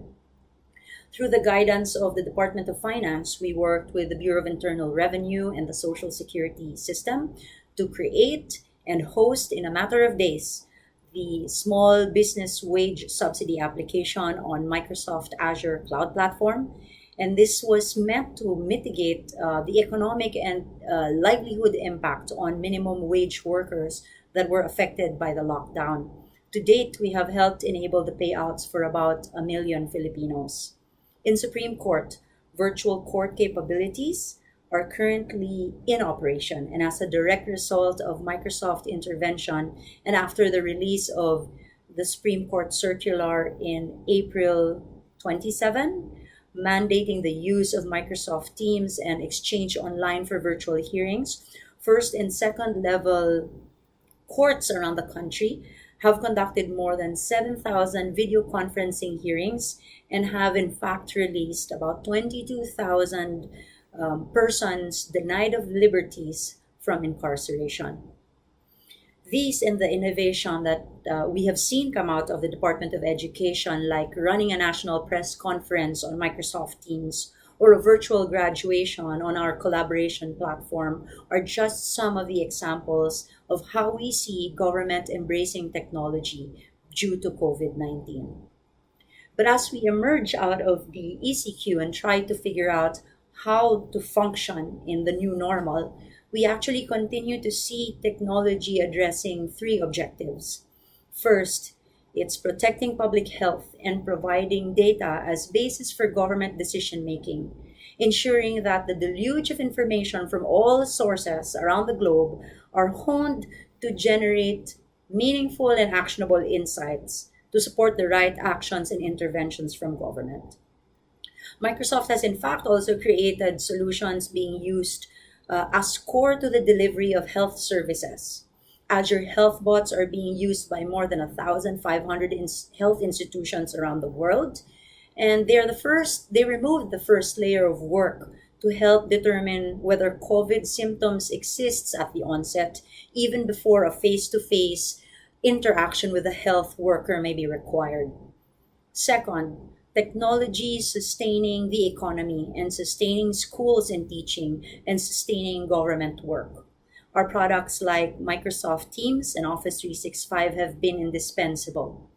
And in this crisis, with limited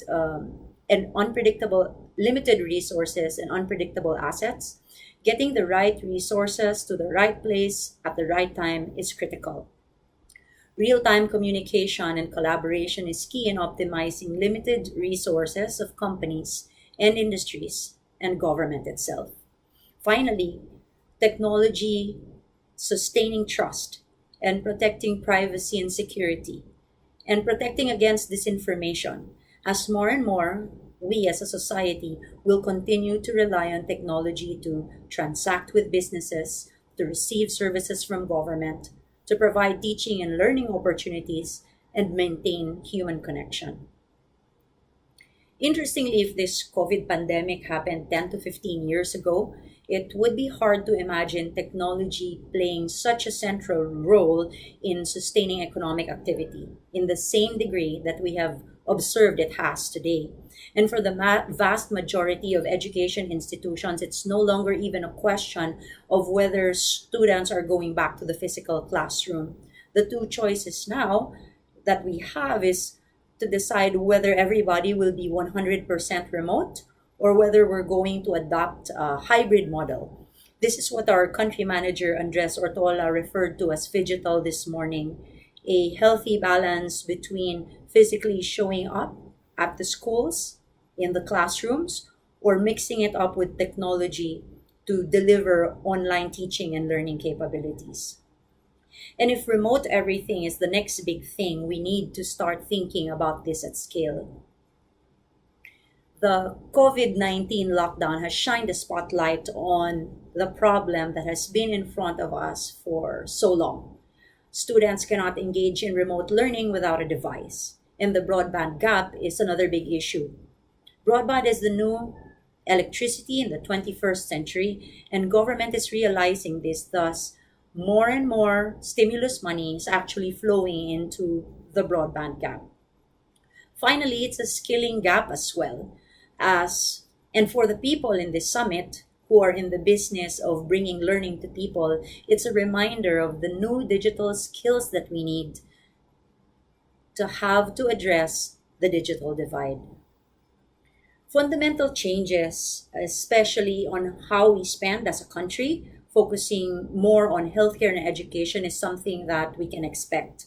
Earlier today, we heard the DepEd's RISE agenda around revamping the curriculum, to deliver digital literacy skills to students and teachers, and investing in ICT based learning and teaching. These are definitely steps in the right direction and are core to rebuilding efforts of our country. Teachers, parents, students are all coming together to use technology in new and remarkable ways, in particular for distance learning and teaching, at a scale that we've never seen before. But don't get me wrong, there are no substitutes for teachers.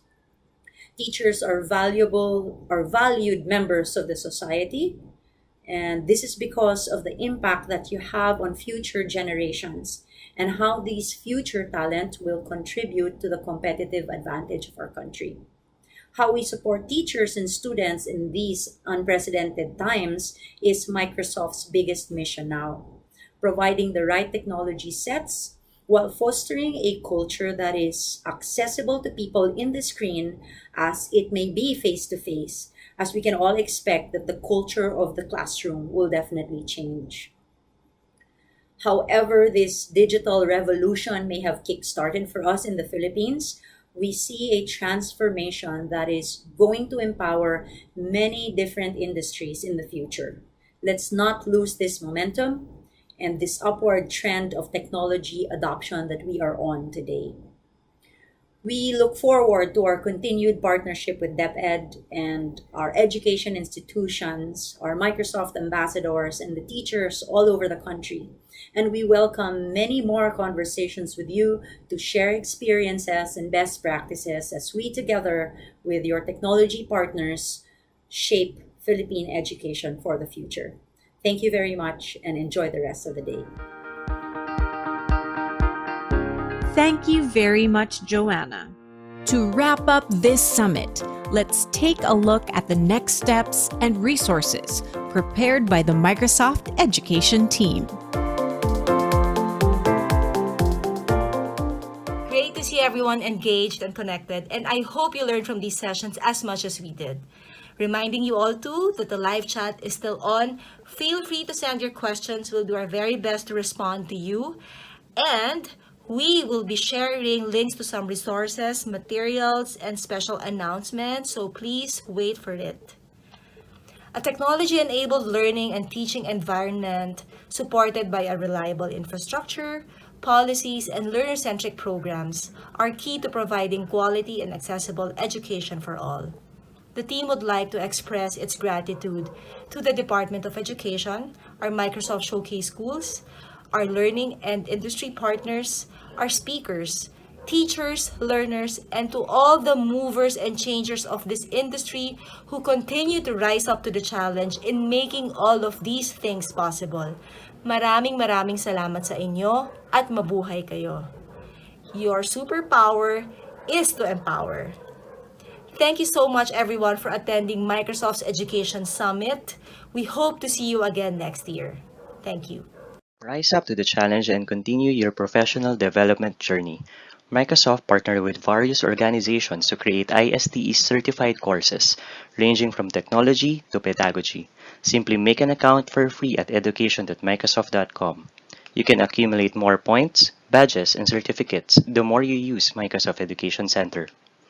Earn 1,000 points and unlock the Microsoft Innovative Educator Certificate, a downloadable certificate recognized around the globe and signed by Microsoft Vice President for Worldwide Education. To all teaching and non-teaching personnel from the Department of Education, you may contact your division ITOs to claim your Office 365 accounts. With your Office 365 accounts, you can access and download the latest licensed version of Windows and Microsoft's Productivity Suite. Building on our decades of work with policymakers, school leaders, and educators around the world, Microsoft supports schools in the Showcase Schools program with resources and ideas to help turn their vision into reality. Here in the Philippines, Microsoft is closely working with school leaders who showcase best practices around innovation and education in their respective institutions. We invite you to take a look at the Showcase Schools program. If you're interested to know more about this program, email us at riseph@microsoft.com or click the link for more information. Microsoft Office 365 A1 is free for schools. All you need is your education domain. If you're interested to roll this out in your own institutions, please email us at riseph@microsoft.com and our team will get in touch with you soon. Thank you for attending Rise Pilipinas. A link with all the resources used for the event will be sent to your registered email address. You are eligible to receive a digital certificate for attending this event. Please go to aka.ms/riseph and input your details. For any questions, you may reach out to our team by sending us an email at riseph@microsoft.com. Thank you very much, Microsoft Education Team. The Department of Education, together with Microsoft and its technology partners, will respond, recover, and rebuild for us to see the promising future of education in this new landscape of learning. And that wraps up today's Microsoft Education Virtual Summit. We hope today was equally productive and challenging to everyone as we look beyond and rise to the challenges of tomorrow. This has been Rise Pilipinas, transforming education for all Filipinos. Thank you very much for staying online with us. Till our next virtual session. Stay at home, keep safe, and enjoy the rest of your day.